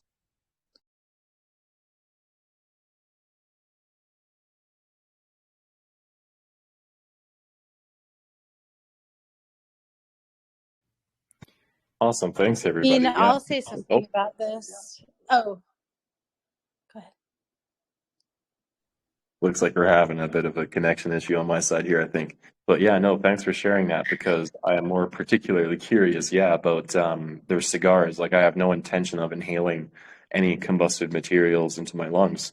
It's just, it seems to be the finer way of enjoying or relaxing using plant medicine. I mean, it might not be like entheogenic or things like that, adaptogenic, or maybe it is. That's what I mean, is that so much information is covered up and buried, just like, the mud floods flooding all the great Tartarian buildings and everything that we are just uncovering as of recent decades, right? So there must be something there, because, Gandalf was clearly smoking some good cannabis. That guy, he was smoking some. So it might not have been tobacco, but had a pretty awesome peace pipe to go along with it. So it was a good match. I think that was an awesome message they had in the movie there, Lord of the Rings. But I think maybe it sounds like, from everything we've heard so far, I think we were discussing rapé. I think that's what it was called for ceremonial purposes. But some of the stuff is so strong, and they do think you inhale that stuff, and I don't want to do that. But as an incense, like I have always liked the smell of a good cigar. I've never actually had a real one. All these quote unquote Cohiban cigars, they're all fake. I think the last time I even tried one was back in 2018, and it was just garbage. So if anyone is actually smoking or trying some cigars and knows where to buy them in the Mexico area, anywhere in there, that would be awesome, because I want to try it. I'm not trying to look for something to latch onto and get attached on, but I'm experimenting, and I would love to try something new that actually works. Hey, I just want to jump in because I know Lila's going to share, and I want to add something that I forgot. When I was looking into all of that, I was told by one of my mentors or teachers that we have nicotine receptors in our body, but I wasn't given any more information, and I was supposed to go research that myself, but I don't believe I ever did. So maybe Lila or someone else has any information about that theory too. Thank you. Yeah, just like the endocannabinoid system. I've heard this about nicotine too. So I'll get off the mic. I would love to hear more about this. Thanks. Yeah, you guys are reading my mind. That's exactly what I was going to say. There certainly is something to note. And it was a good lesson for me because I've always been very sensitive to cigarette smoke. Both my parents smoked heavily, and of course they were smoking the commercial stuff. Well, actually, no, my mom was a hippie. She had loose tobacco that she would roll, but yeah, I've just always been super sensitive to it, and it's been a big issue in relationships, and just in cohabitating and being in spaces with people. That's created a lot of fractured relationships actually in my life. So it's been an interesting conversation, and but to hear that the endocannabinoid system is so affected and fits in perfectly like two puzzle pieces coming together really is made me pause and brought some deeper learning and realization to myself around the power of that. And also coming from the Native American roots, I also was just like, wait, what is this about? I see my 8th great grandfather, Chief Shikalami, on the banks of the Potomac, holding a peace pipe and sharing it with white people and the freedom fighters of the time. And it is really, really an interesting conversation. So I think that there's a lot there. Certainly we've seen it deeply illustrated with the whole COVID lie, but also just within keeping healthy. And hey, by the way, I've been meaning to post this this bird flu thing. I'm in California, so it just got labeled an emergency here, emergency of our state here, so it's might be more on my radar than others. But I saw an interesting write-up from a really from somebody who was speaking about the I think she was a naturopath, or I can't remember what her credentials were, but that they actually make a silicoccinum, or however you say that, from bird. And that there is this truth in the science community, supposedly, that from geese, I think it was, that this can be transferred to humans, and it's a real thing, and that they actually went in and made that medicine from that. And I thought, wow, that's really interesting, because of course I just think it's a big false flag kind of a thing. But I found that really interesting, and I'd never seen that anywhere. So I'll post that little note that I read. But but it's just something, yeah, I think that there's so much that we don't know about the receptors in the brain and how they work. And it's really turned my personal opinion around tobacco use in a very different direction. But of course, we're looking at, how are we getting it into the body, right? So things like an incense, or I could see that as being much healthier. Even just holding it and taking in the energy of the plant, I think could be very helpful. Or maybe it's something like that we chew on it like they used to do with cane, sugar cane. I don't know, but it does seem as if there's a real potent energy there. I just don't know if it's in the ways of smoking it, that I don't think that that's the proper way. Or even if you were going to smoke it, to use water, filter it through like a water pipe or something like that would probably be much healthier. But it's a fascinating conversation, and I think that I'll just say with humility that I've been very passionately against it, and now I'm kind of like, even for myself. I mean, I haven't smoked I smoked a tiny bit, like in college I tried it or whatever, but I haven't smoked tobacco in many, many years, because like I said, I always just was like, no, my body did not want it. But I did at one point work on a client who did call me and say, oh, I have COVID. This was like in 2022 or 2021. And she got very, very ill from it. Like, she went to the hospital, and I had been working on her, and Elliot had also been with me over there, my son, and we ended up getting something. And I did go, just because it was so horrendous. It was a very, very intense cleansing, whatever was happening. I did get some nicotine gum. I'm sure we all know, I've heard that that's been something that's sort of put out by the truthers as something to help with COVID. And I just took the tiniest amount of a little piece of nicotine gum for like 2 days or so, and it did help immensely. So I have played with it in that realm, and it did seem very helpful. So yeah, I'm interested, and that would actually be kind of a cool conversation, especially if there are any cigarette, or maybe we shouldn't even say cigarette, but tobacco users in the group. I think that would be a really fun conversation to have in a sort of a round table setting or something.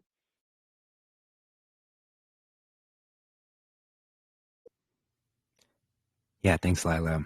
And thanks, everybody. This is a very interesting topic for sure. One I don't have a lot more to add to, but I just want to say how much I appreciate the stepping into it. So thanks. I'll pass it off and see if anyone else wants to jump in either on this topic or take us in a new direction. You're more than welcome. I did want to just circle back around to this conversation around the solar plexus chakra and the yellows and golds. And I just wanted to say that for me, that's been a real source of focus, because in my human design, I'm what's called, my inner authority is what's called emotional, and emotional solar plexus. And then I'm also what's called emotional. There right now, there's about half of the earthly population is what's called non-emotional, and half of the earthly population is emotional. So of course, non-emotional people do have emotions, but there's a little bit of a different way that shakes out as far as coping strategies, etc. So having that emotionality in my chart in two different ways that are interconnected but are different has been very interesting to me. And one of the indicators of alignment, if you have this as within your design, is really a lot of focus on the diaphragm and the breath. And this area of the solar plexus, is it shutting down? Is it caving in? Is it open? Is it working? Are you breathing shallowly? Are you breathing deeply? These kinds of things. And then as a rolfer, the idea of breath is very interesting also, because I teach yoga therapy of spinal release yoga. And so the ways that they sometimes in some of the more mainstream classes of yoga that they teach breathing is actually not how we would teach breathing in rolfing.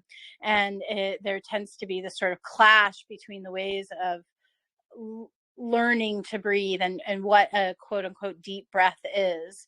And so where all of these things come together has sort of been this space of that's been years of study, and just for myself, for my own mental health, but then also for the people that I'm working with, whether I'm rolfing them or working with yoga or whatever. So I would really recommend, if you don't know your design, to take a look at that, because it can be a great indicator of where you might be better, for example, better supported by drinking chamomile tea. If you are working with your solar plexus and you have this within the design, or eating, these yellow golds, and why I had even, that meme that I could post quickly, because I have a lot of stuff on the solar plexus chakra. I have it on other chakras too, but that tends to be my focus because it's one of the things that I'm working on balancing in my own body. So this is a really interesting and important thing to look at closely, because you can get a lot of help, again, as far as what's going to be more restorative. And, somebody might say to you, well, like, for instance, just as an example, somebody could come and say, well, you need to have your green leafy greens, et cetera, et cetera. But that may be true for their body and working with the heart chakra. But for your body, if you're working with that solar plexus chakra, then actually maybe something like chamomile is actually going to be much better for you in those moments, or even squash, or I don't know, yellow potato or whatever. Not that potatoes are great for you, but this idea of like the cookie cutter medicine for all of us, and even food as medicine, is going to shift so much, and needs to shift so much, firstly in our own minds and comprehension, that because this thing is the thing that healed this person cancer or this or that, like it's what is happening in our own body, what is our own constitution, what is our own medicine. And that's going to be different. We're all our own little snowflakes, and we really will do so much better when we're looking at ourselves in that way. It's starting to happen with allopathic medicine, a tiny bit, but there's also so much more awareness that could come as far as these types of things, right? Like we've talked about this kind of recently, the food choices. Like, I might not do as well on eating completely raw as my friend, and or vice versa. Like, I might do amazingly with cold foods and raw foods, whereas that person doesn't really. So just a little tangent that my heart and mind went off on, that I wanted to share there.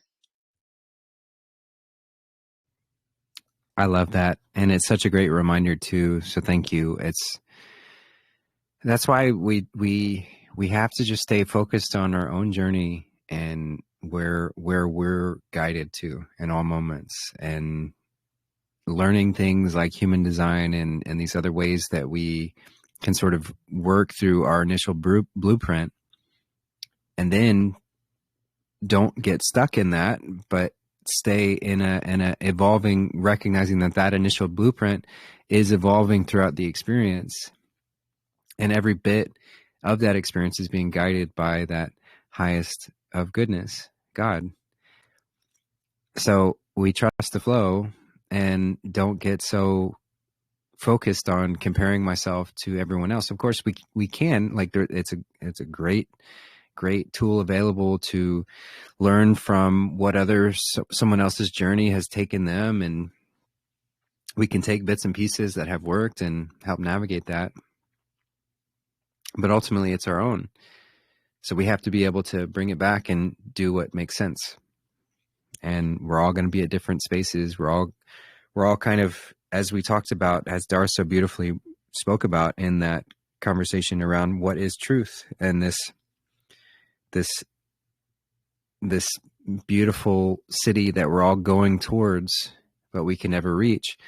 So we can recognize when we're going in the right direction, but the journey to get there is going to look completely different. And because we never actually arrive, the journey is going to have slight variations to that. General patterns, general consistencies that are going to be very similar, but then there's going to be extreme variation within that as well. And that's the balance, that's the masculine and the feminine. The masculine is going to be those consistent patternings, the sort of structure that shows up, and the feminine is going to be that flow. She's the movement. So it's both. It's both together. So this can help us to have grace for ourselves and for others, as we all are just moving along in the ways that we need to in whatever moment, and learning at the rate that we need to learn, and going through whatever experience we need to go through. And we might find different ways that are effective differently for each of us. So thanks again for that reminder. It's always a great one to remember.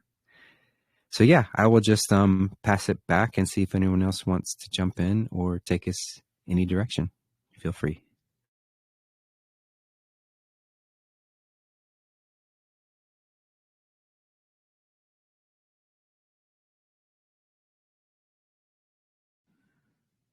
All right. Well, here is a written question. So this one was from Jeff, and he asked, so why do you think there are no consequences for the normies? So he gives an example. COVID, for example, they followed the rules. They kicked us out of establishments. Nothing happened to them. They are thriving in wealth when some of us lost everything for speaking up, standing our ground. So yeah, he just goes on giving examples about how it seems like those who are still holding on to the lie or societal structure or caving into whatever narrative or agenda, they're being rewarded. And why does it feel like those of us who stood strong in principle and seeking truth, why does it feel like we're being punished? And it's important to when in doubt, zoom out. So to take a step back and see this from a higher perspective. The ego wants to get us consumed and wrapped up in the short term and looking for that short term gratification and all of that. But if we zoom out and see, there's no reward in holding on to the lie. But in the short term, it's going to appear that way because the system was designed to reward everyone that encouraged the system. So it's like the natural mechanisms of creation and what we feel within us, because justice, we have this sense of justice within. We have this sense of knowing right and wrong. And when someone is just bending to a lie or making decisions that cause harm to others, firing someone from a job because they didn't wear a mask or get a vaccine, that's wrong, right? But society is constructed to invert the natural laws of creation as best as they can.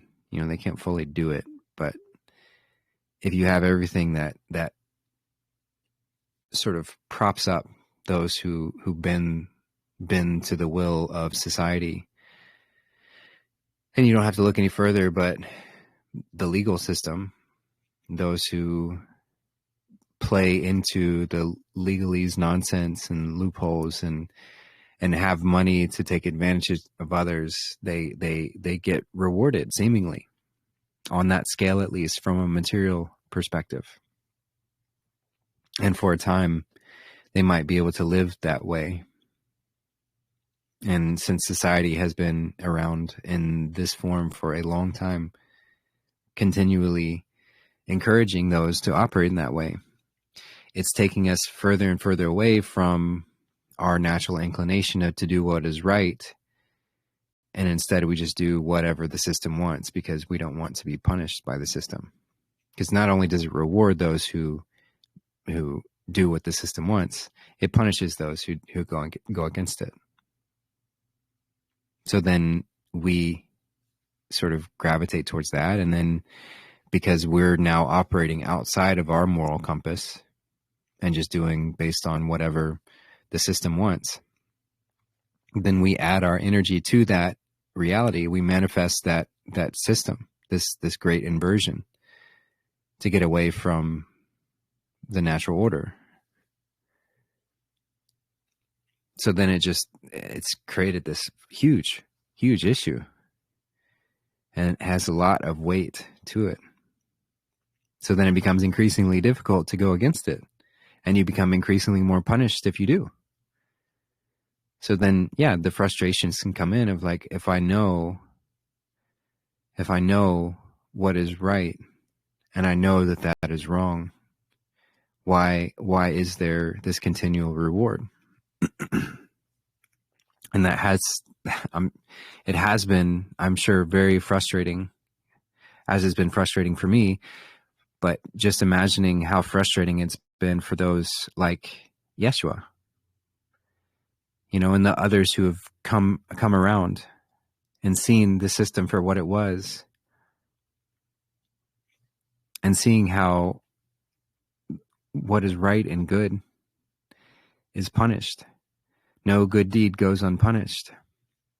That's like a mantra, and I don't buy into that whatsoever, but that's like a mantra of society to warn people.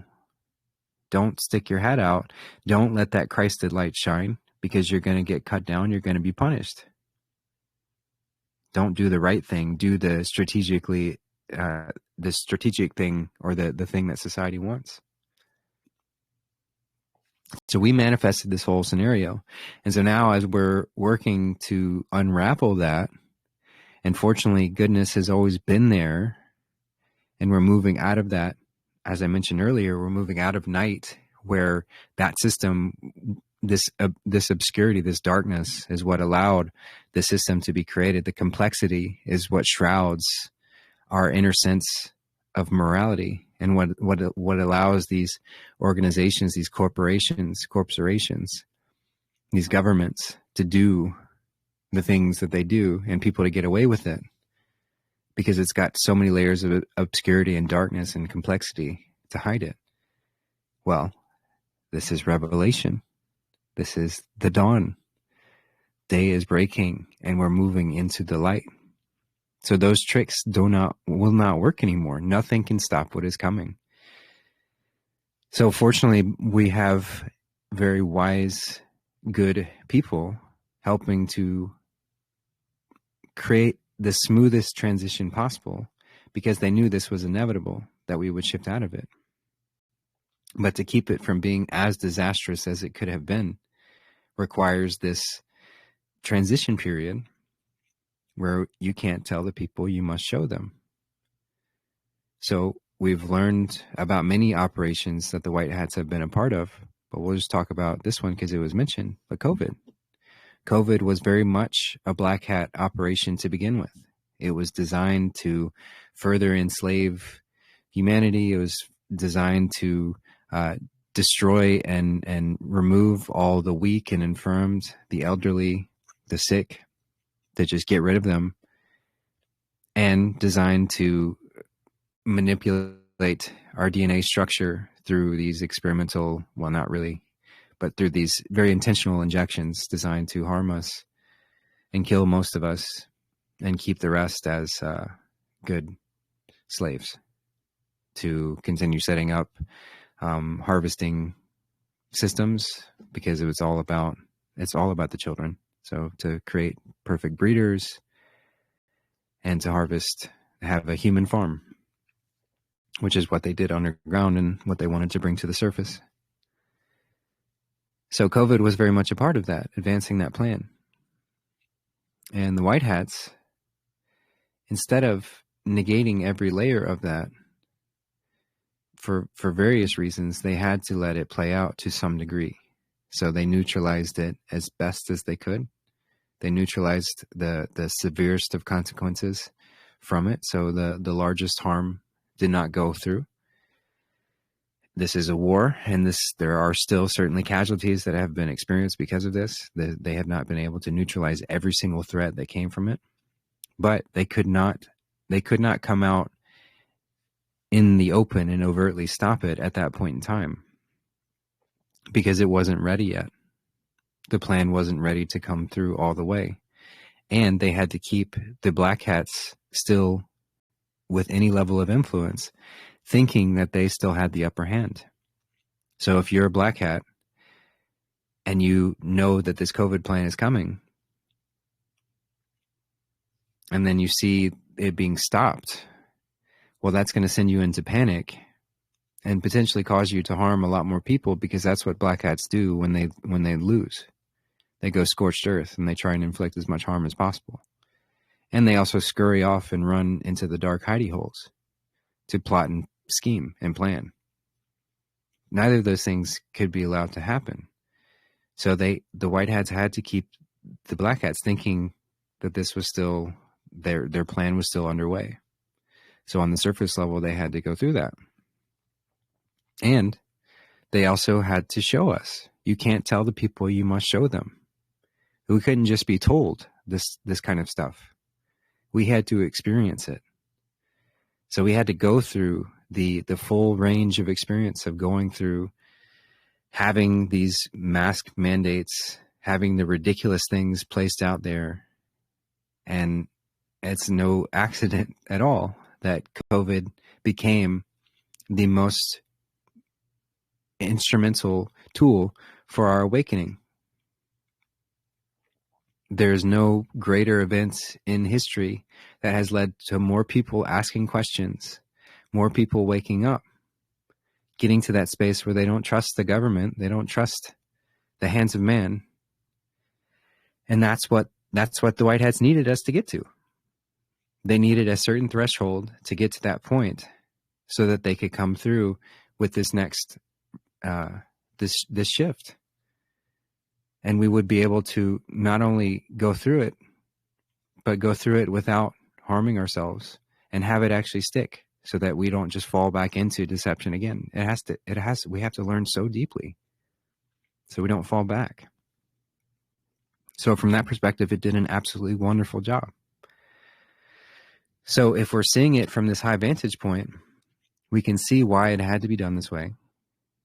We can see why those who are still participating in the system is still largely running as it was created to do, to create slaves and to beat down anyone that fights against it.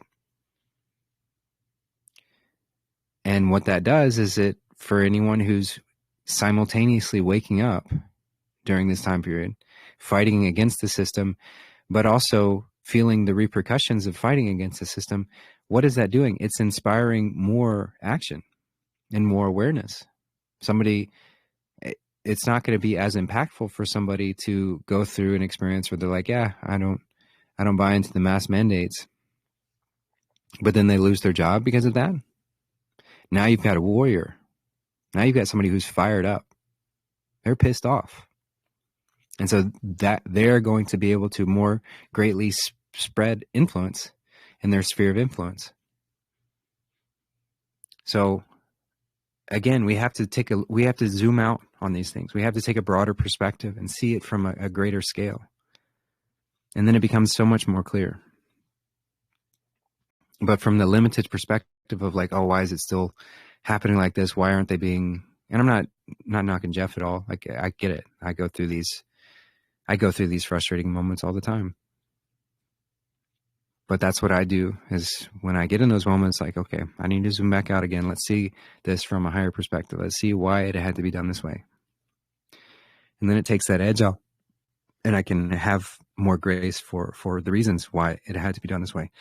And know that these rewards, quote unquote, that those who play into the system, they're short term, and they are very quickly fading.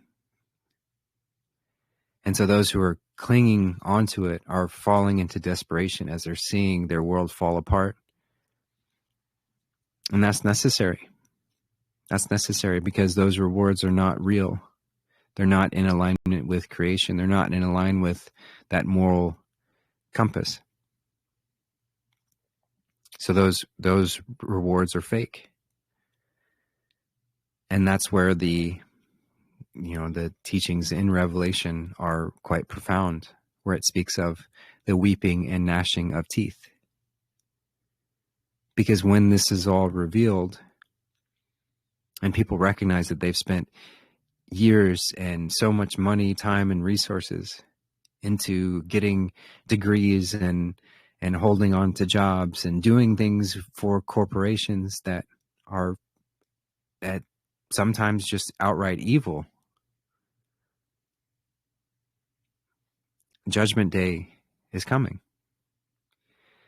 And I'm not saying that to scare anybody or like, but it's just a natural coming back into balance.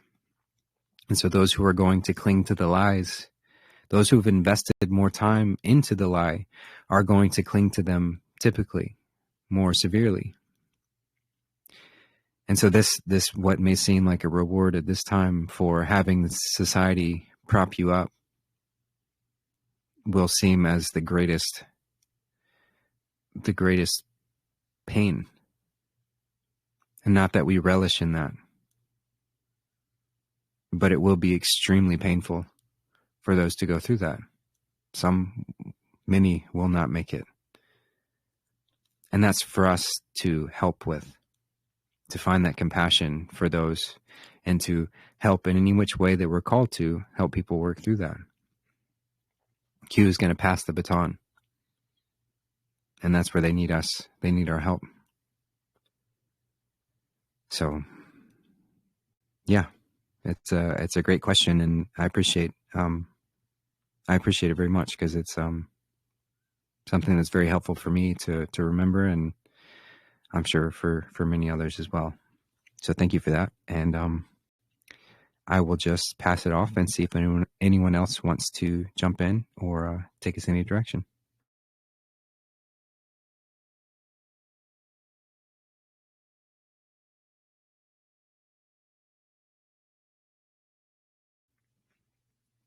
All right. Well, here's another. Hey, go ahead, Tracy. Sorry, can I interrupt you? Sorry, just about to start there. I was just trying to get back to my phone.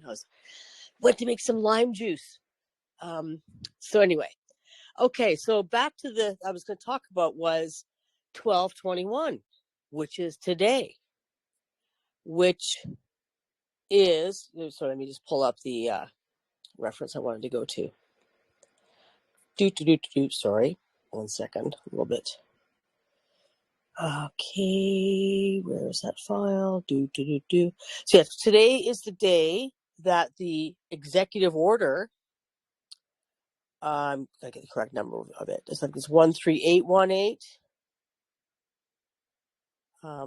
Forgive me, I'm struggling here in my feed. It's shifted, so just give me a sec. Here we go. Okay, yeah, it's 83818 is the executive order that was signed December 21st, 2017. AKA 12/21, which is the executive order, which is crimes against humanity. And if you guys remember who Cappy was, that's the song that he used to sing was 12/21. And forgive me, I'm not alluding to like something's going to happen today. Like today is some, day that I'm choosing a date to talk about for, it's all going to go down, that kind of thing. No, it's just there's a significance of today's date with that being that executive order, which was incredible. I remember it very, very vividly when we got that information, when it was shown to us, and what it entailed and what it meant and everything. And I remember that feeling of like, oh my God, wow. And then learning that it had an international reach. It wasn't just something happening just in the United States, you know? So that was incredible, an incredible moment in history. So I wanted to mark that and make note of that. And, you know, because a lot of people have talked about that number, the 1221, and things happening in 2012. Oh, was there a quantum shift in 2012? You know, there's conversations about that, and in the year 2012. Anyway, so anyway, just around that number, and then, like I said, Cappy wrote that song.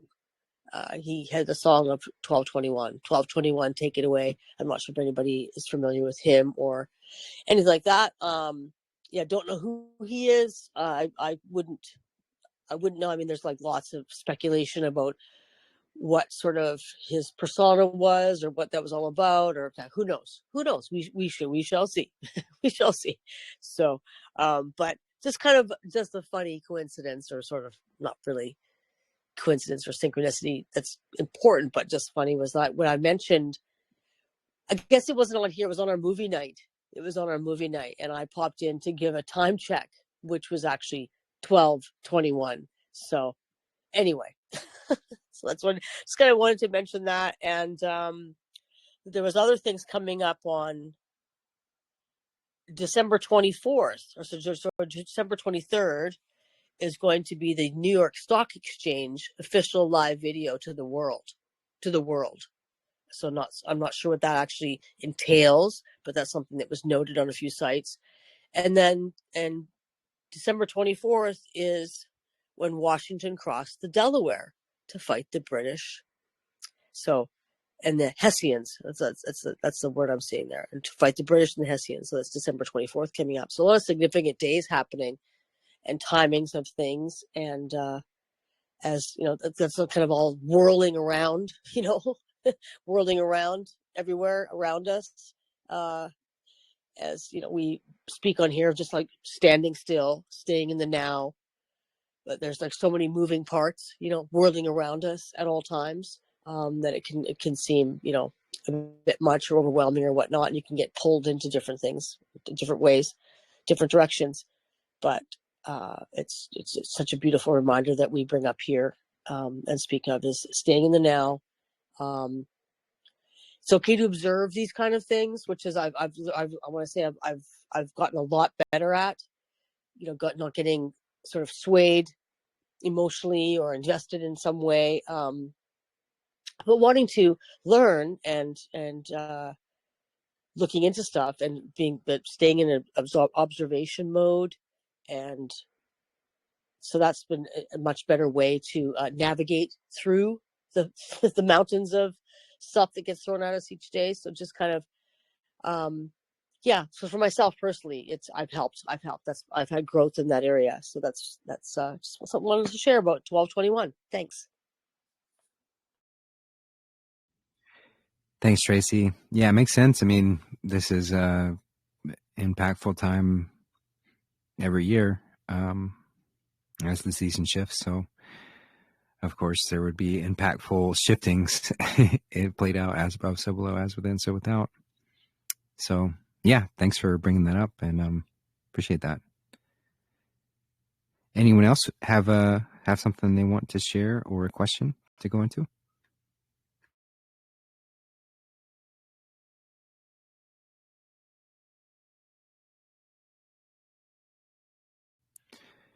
All right. Well, here's another written question. Well, this one, I wrote this one down because it was a conversation, a conversation with Beth, actually, that brought this up, and it was surrounding being honest with the system. Do we always need to be honest with the system, whether that's with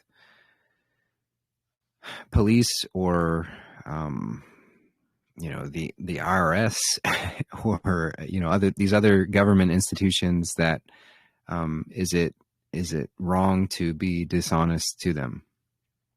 And I just want to make it very clear that this is war. This system was designed, as I mentioned, to beat us down, to turn us into perfect slaves, to kill off anyone who got in its way, and to create perfect slaves. So that was the intention of the system. Still, the inner working, or the energy behind the system is still designed for that. So it's designed to beat you down, as I mentioned before, about no good deed goes unpunished. It's designed to punish good deeds. It's designed to punish honesty.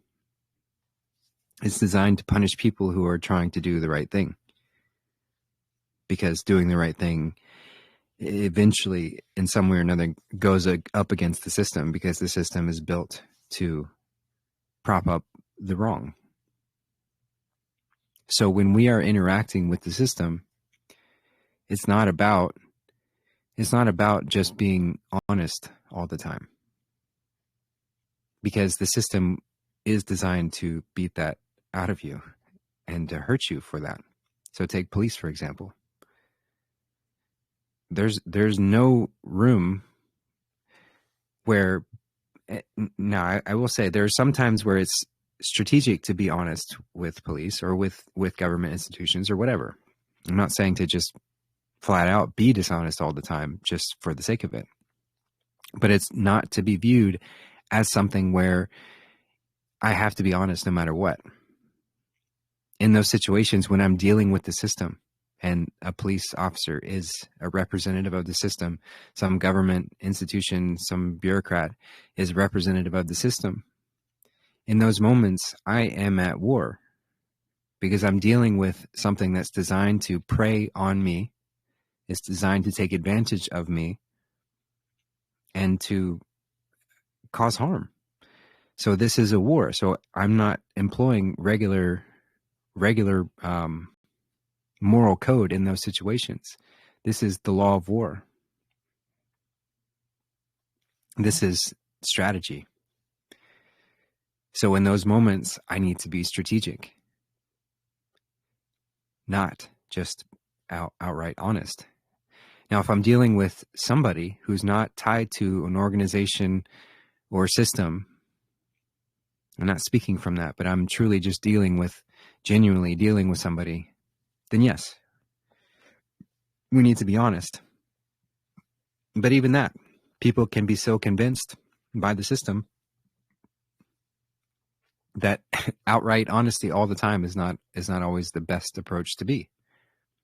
For example, with somebody who is very much against whatever sort of realm of truth that we've gotten into, it might not be the best idea to bring that up or to be correcting somebody in a situation, even though if they said something, say they mentioned the globe or the earth spinning.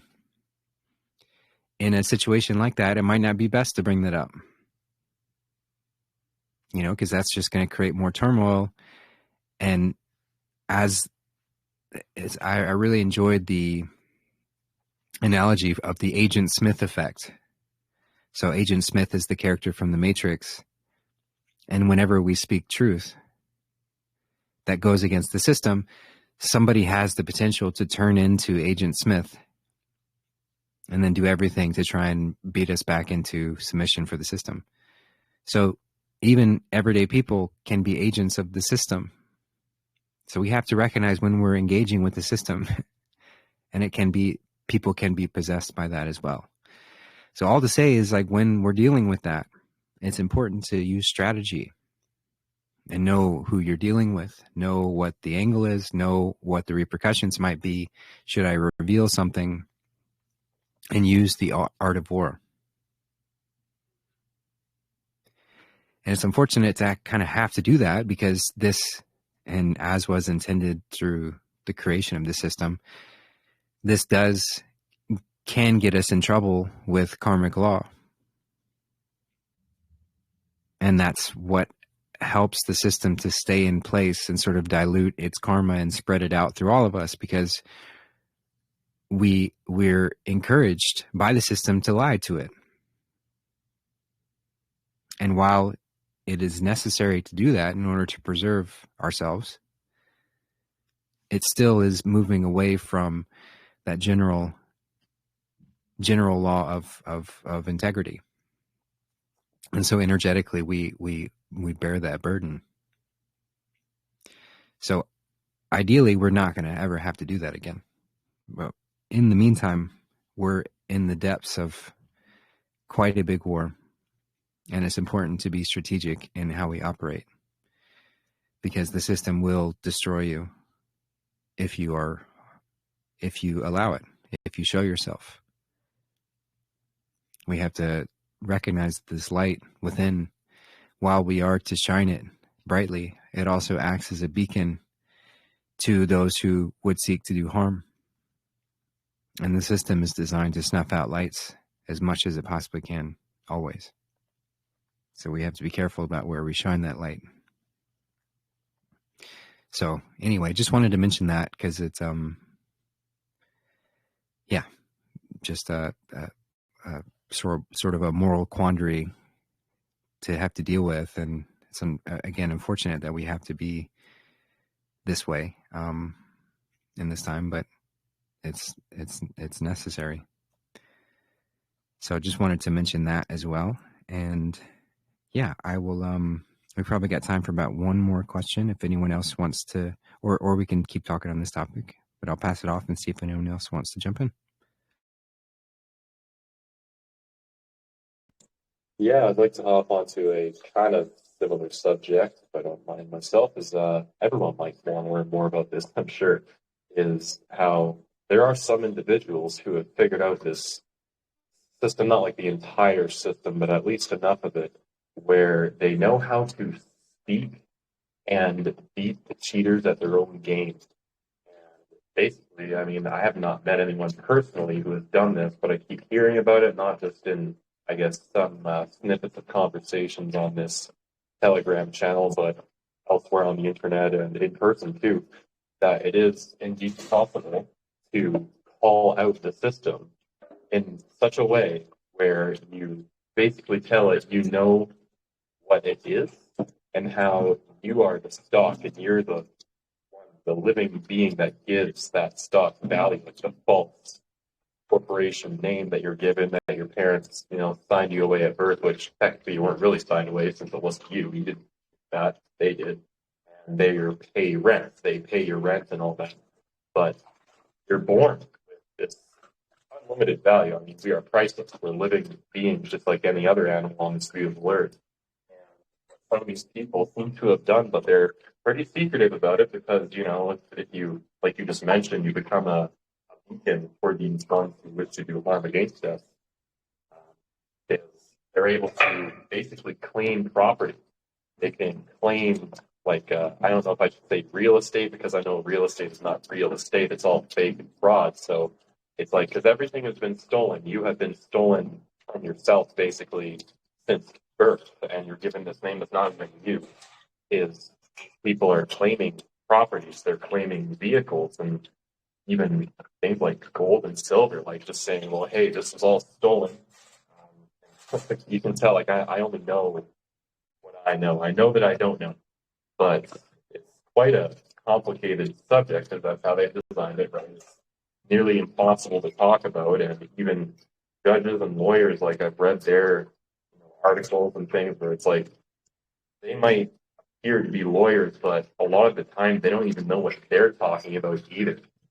And whoever's looking at this and whatever interpreted this or that way, it's literally all hearsay. So what these people have figured out is they know how to combat that, and basically it is war. They can just, I don't even know if I'm saying this accurately enough, but I think you know what I mean. When you just claim property, you claim things that have been stolen from you from generations back, whichever lands or peoples you have come from, your lineage and all that. It's all stolen, literally all of it's stolen, and it can be reclaimed. And since we all have a stock exchange number, basically, because it's on a birth certificate and all that, there's this pool of, I don't even know if I should say it's money, but it's just wealth. It's like eternal inheritance. Eternal, yeah, if that's the right way of saying it, where you can just figure out a way to tap into it. And I don't know if you're technically free from the system because you're still interacting with it by calling it out and doing a particular process, or maybe there's multiple depending on where you live, whatever your citizenship is in each country. But yeah, without trying to get too wordy about it anymore, I think you guys know what I'm talking about. So how could one actually do this without having to, well, in the Bible it says, those who give up, one who gives up their life for me will inherit the new life and eternal life in the kingdom of heaven. And that to me is like, well, kingdom of heaven is on earth. Then it seems like there is a feasible way or a true way of doing this where you don't have to like have your life destroyed. Like you'll lose your old life, of course, but your new life is going to be much better because you know how to speak, you know how to look and observe, and using the art of war, with those who have ears to hear and eyes to see, it can be done. So yeah, I'll leave it at that. Let's see what everybody has to say, if there's anything. Thanks. Yeah, it's a great question, and it does seem, and I've seen similar, done shows with people who have said similar, that there are ways, and I believe this, that there are ways to navigate the loopholes of the system to have it work for you, and to sort of it's like the cheat codes within the system. And I believe that these were put in place so that the black hats had things that they could tell their friends. Here's how you don't let the system beat you down, but here's how you can move through it and navigate through it. Or it could potentially be white hats infiltrating and placing these things in here. Oh, go ahead, Darth. What's up, brother? Yeah, this is a really interesting conversation. The legal system, the legalese, and all the law that sprouted from even the concept of legalese, all of it really says anything at all, anything that you want it to say, and nothing at all. And it's a form of babble that it claims to spring from natural law, but it really seeks to undermine and do away natural law. And when you're in court or you're facing the agents of this legal system, it's really about who's the better fighter, and who's more educated, and who has had more time and opportunity to pursue these different legal pathways. And the system is set up so that there's a massive bureaucracy to navigate through. And most of us are not going to have the time to learn the bureaucracy and learn the lingo of the bureaucracy to navigate through it in order to operate outside of it, so there's two families. There's the children of the devil and the children of Christ, and they both operate outside the system. The system is for the people that are sleeping. The system is for the people that are the victims, those that are going to be robbed. And the children of the devil, the children of darkness, they don't live in that system. They built it and they subject us to it, and they operate outside of it. And they have their army of lawyers and all that. So what I have found, so how is any of this information useful? So should we lie to an agent of the system, or can we? Well, obviously, yes. These people are our enemy, and we're under no moral compunction whatsoever to aid our enemy. However, in my own life, I have found it far more practical rather than to defeat them with intellect, because I've tried that before, and it was a dismal, painful, never to be repeated failure. I will never go against these people using intellect ever again. And I'm not a stupid person. I'm not an uneducated person, but I'm a single when you're operating just from intellect, you're really operating just from the wrong side of the brain, and you're just operating as a singular individual. And the system is designed to overwhelm singular individuals, even if they're in the right. What I have found to be far more practical and powerful in my battle with this reptilian dragon-like system is faith. Because when you are surrounded by your faith, and when you're surrounded by your positive vibration and by the light, then the system can't even really approach you unless it's to give you a gift or to serve you or to teach you something.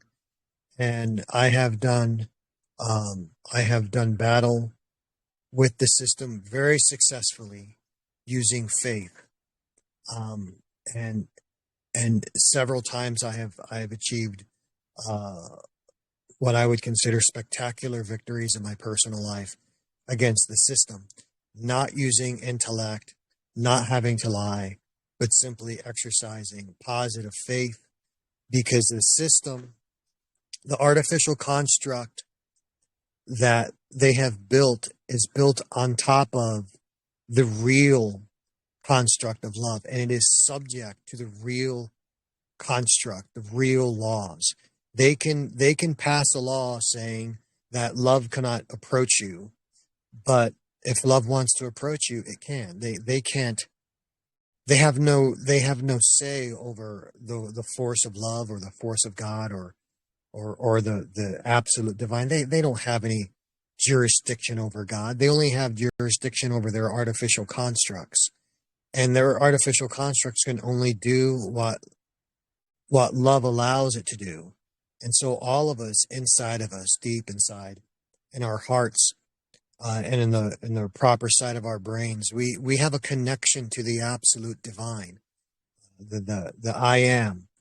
And when we're in union with that I am, and when we're in union with that truest, most divine self, then that aspect of the self, that Lord, that divinity, it's above and beyond us, it's in front of us, it's behind us, it's around us, it's through us, and it's in us, because we're it, and it is us, and the cause becomes the effect, and the effect becomes the cause, and then nothing can come near you, because in order to even approach you, it has to go through that divinity, and nothing is more powerful than that divinity, because that divinity creates what is good, and it creates what is true. And it's what lets the sun, go around us, and it's what makes the trees grow, and it's what brings the malediction and the blessing. All of it is subject to that absolute divine essence. And so the best thing we can do to combat that system is really to combat the fear within us, and to combat the falsehoods within us, and develop our self-control, and to develop our faith. And then when we're no longer in fear and we're operating out of faith, then the faith will go ahead of us, and the faith will deal with the system, and it will deal with the agents of the system, and it'll deal with all of our enemies, and it'll also bring us solutions and bring us resources. And then there's just nothing to worry about. And then we can move forward in peace and not have to worry. And those that continue, that's the other thing I wanted to bring out is so there has been some lamentation that the system has persisted longer than we would like. But the white hats are not going to interfere with anyone's free will. If people want to choose the system, then they're more than welcome to it, and it will be provided for them, and they can go off into death along with the death of the system when that occurs. But if you notice, the arrests of the pedophiles have continued. The arrest of the child traffickers have continued. The Great Awakening has continued. And the choice to not take vaccines, and the choice to grow your own food, and the choice to pursue the Ascension that hasn't been denied anyone, though all of us have had to face their fears and face the temptations. So that's all I wanted to say is above having to tell the truth or not the truth, or to deceive, or to just remain silent. There's a time for all of that, but faith, and a positive manifestation and a deep inner peace and connection with the divine, and then let your higher self go out and wage your battles for you. Yeah, thanks for that. Beautifully said, and it's so true, and that's what I was getting to, was that the system has these like ways that you can intellectually really study, and so people will go through all of these courses and ways, and you can find success combating the system this way, but it's like so complicated. And if you make any one wrong move, then the system will come down on you even harder than before. So that's what Darth's recognizing with the intellectual route. But the Christed path is stepping into that faith that nothing can touch you. You are sovereign, because I'm not this body. So there's nothing that anybody can do to me. So that's the faith that carries you through no matter what. And then creation works with that to create scenarios where nothing can touch you. But we have to have that complete faith, the wearing the armor of God. So that was beautifully said. And yeah, so that's where I've as well have navigated towards, of being around people who have studied those things extensively. It's like, it seems like that's potentially even another trap to fall into. Whereas we can just truly step into the Christ itself, and then nothing can touch us, to wear that faith always. So that's the route that I go, and I've found, similar results in that. Things just tend to work out, and that's the unseen stepping through when we're willing to take that leap of faith. She catches us. So thanks again for that, Darth. And I will just pass it back and see if anyone else wants to jump in. Oh, I see. Go ahead, Ron.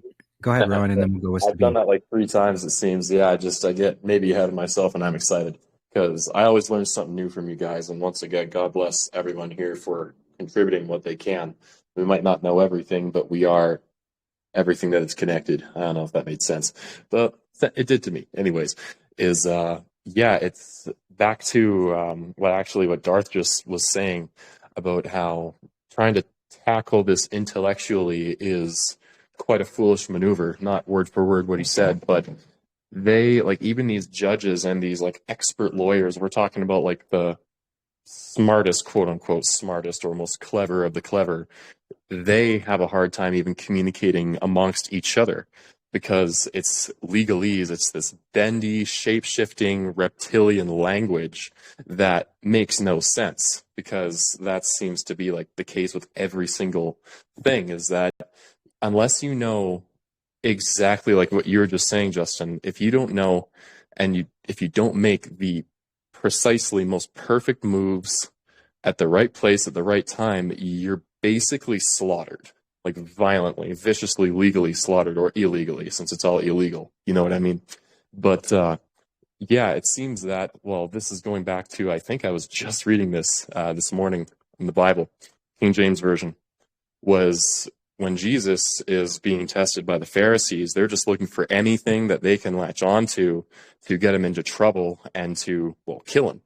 And that's what we're discussing here, is that we all have the Christ within us, and that is what Jesus was teaching us, is that we all have this. But I'm not going to be able to quote it perfectly. I'm not actually holding my Bible here, but it went as, well, when he was being tried and was being put on trial, he just didn't say anything. Didn't matter what he was being asked by these demons, basically, or possessed people by demons. It's the unseen fighting the unseen. So that's what we are wrestling against is not flesh and blood, but the authorities and the cosmic powers, the evil ones that be. And wearing that armor of God, that faith that we're discussing that Darth brought up, that seems to be the only solution. Because even they tried to kill Jesus, but he rose again on the third day. And I can't say I can speak from experience, at least in this life. I can't remember my previous ones, if I've done this before or not. However, there seems to be a way of doing this where the less you say, the more you get done. And things happen in the unseen realm that work in your favor. And even though they killed Jesus, he still rose up and was able to teach and spread the gospel. And that's what I'm trying to quote properly. I don't know where to flip. I think it was in Luke 12, somewhere along there. It might have been 11. I've been reading it. Like, it's the first thing I do every day. Everything else comes secondary. Honestly, I recommend everyone do this. It really helps. I'm just getting better at it. I'm not perfect. But yeah, not taking this on intellectually, but spiritually. And by doing that, you're actually not taking on anything at all. God does all the work for you. And this light that shines through, it's almost like what you were just describing about the orcs earlier, is that they can't stand the light. They can't even look at it. So it seems like there's a connection. I know there is. I can just feel it. Is that you shine your light so bright, they just don't even want to deal with you, and they just give you a hall pass in some shape or form, where basically there's like, this guy's going to cause nothing but trouble if the word gets out that he won, things like that. And they're still trying to bury that case where they, I forgot the guy's name, but he brought it to court to argue flat Earth versus globe Earth. And the globe Earth scientists could not present any information that actually made sense. So they won the case, or he won the case of proving that the Earth is flat because his evidence made sense. And that information is just starting to circulate a little bit more publicly. I see it all around Facebook and Instagram.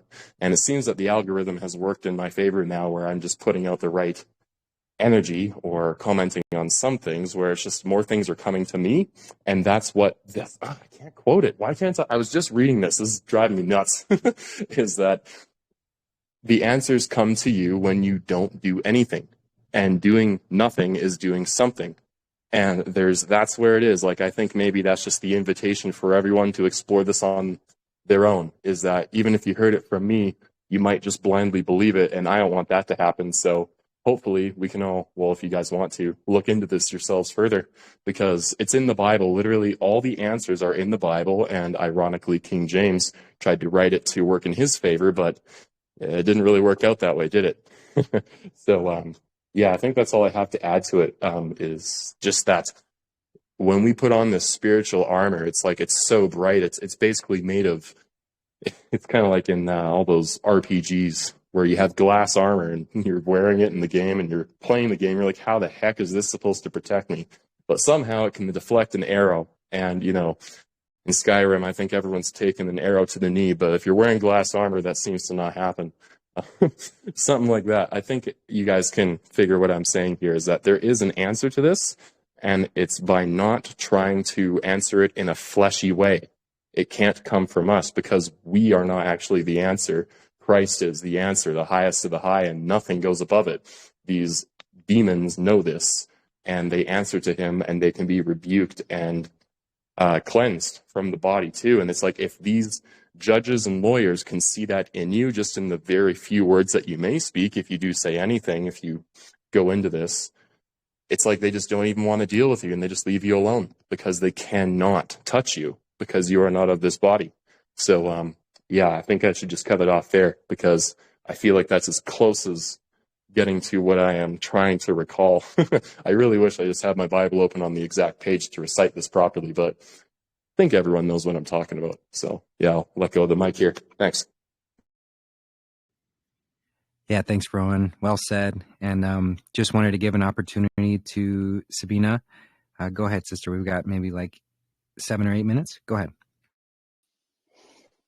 Hi, everyone. I just wanted to say something about, I'm like in a complicated situation due to my idea isn't valid anymore. So when I left Belgium 6 years ago now, I stepped out of the system. So I arrived here in France, and normally I had to go to the Belgium embassy, but I didn't do that because I really wanted to stay out of the system. So, but now it's starting to haunting me. So I guess that the Belgian government is trying to find me, or to see where I'm staying now. And the next thing that they did, or the something that they did recently or this year, was cutting off my bank accounts. So I don't have any access anymore to my bank accounts. And so for me, it's a very complicated situation. And I was looking the last few months, I was looking into trying to get a diplomatic passport, but that's really very complicated to get all those papers in order, and you have to send several letters to different parts of the government. It has something to do also with your birth certificate, and it was so complex for me that at a certain point I said, I let everything go. I am a sovereign being. I decided to get out of the system. I was well aware what I was doing. I knew that I was doing something that wasn't, that was against the law at that moment, but I couldn't care less because I was so, I really didn't want to be part of it anymore. And so now we're 6 years further, and as it started to haunt me at the beginning of the year, I started to feel some pressure, like that I had to do something. And now the past months, trying to find a way to get that diplomatic passport in order. It was so frustrating. I put lots of energy in it. And at that moment, I decided I let everything go, and I trust in God that I am well protected. I think things will happen in a way that I'm not in danger, or they can't touch me or in any form.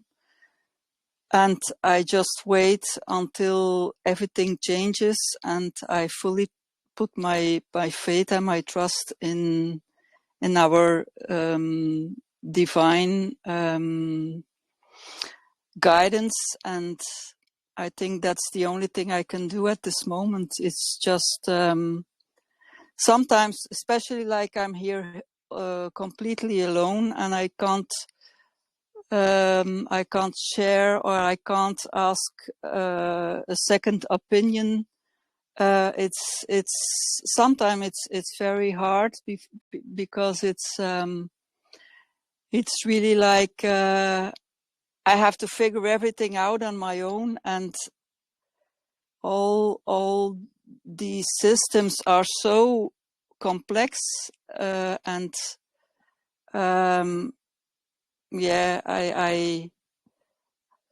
I think the only thing I can do, it's for me, it was the only way to get out in nature, try to breathe through it, to meditate in silence, and see how I had to handle it. And that was for me the only way out and the only solution. So I will see how it goes further on.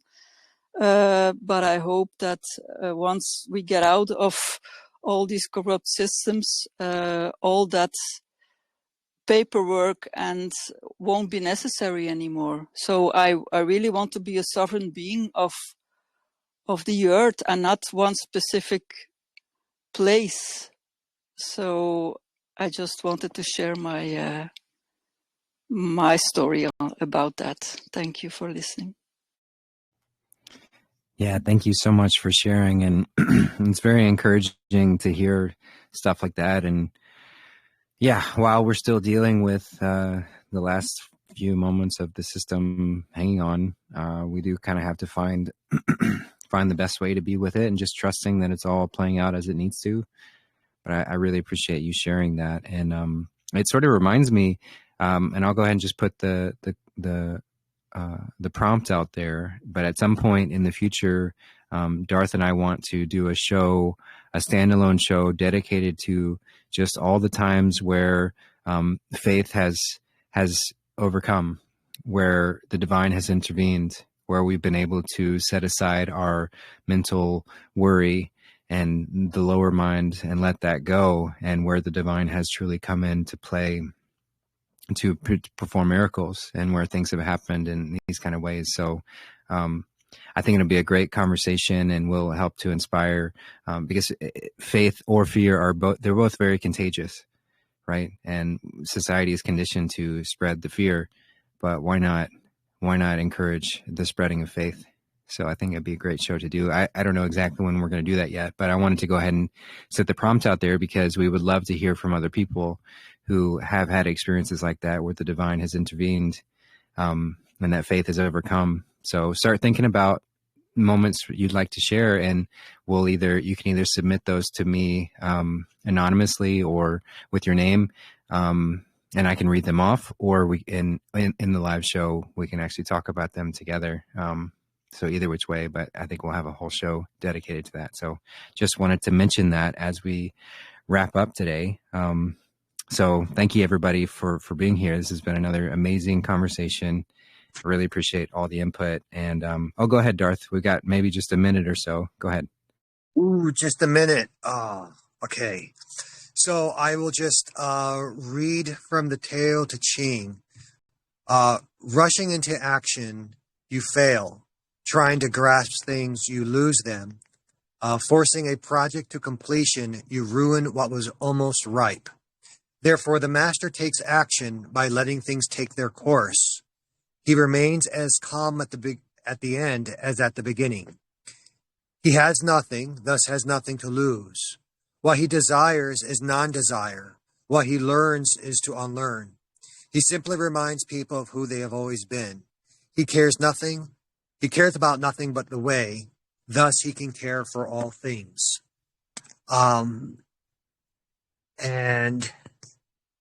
it says, therefore, the master takes action by letting things take their course. And that's a type of action called non-action. There's different types of, the same way there's more than one type of action. You can go to the left, you can go to the right. There's more than one type of non-action, and it has to do with your motive. If you are like paralyzed by fear, you would take no action, right? But the fear is what spawned the non-action, so it changes the result. But if your non-action is produced by faith, well, faith-based non-action is a very different type of non-action than, like, say, fear-based non-action. And it produces a very different result in the matrix around us. So when we are being pursued by the system, there's something it wants from us. It wants us to go to the left, or it wants us to go to the right.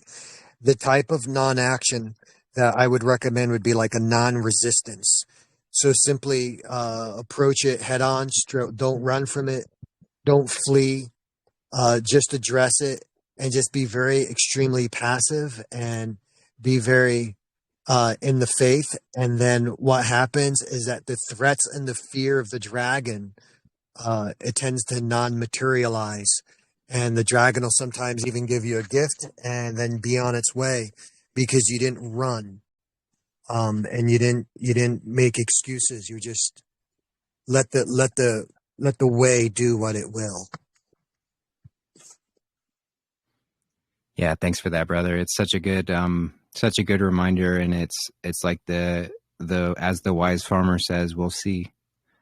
not being swayed by whatever happens, and truly just being in that space of non-resistance and openness. We ran out of time, but maybe next time I can go more into non-action, because the Tao Te Ching has a lot to say about it. Very useful. Yeah, I'd love that. Let's open up next show with that. So yeah, again, thanks everybody for being here today, and I'm sorry for running out of time, but we're going to close out, and I wanted to make sure we end with this song, and it's very appropriate to what we're discussing, and it's called "Stay Alive" by Jose Gonzalez. So take a look at the lyrics within, and yeah, stay alive in the system designed to kill you, designed to beat you down. Stay alive. So I love you guys, and we'll talk soon. Thank you. That was wonderful. Muchas gracias, amigos and amigas. Sí, beautiful.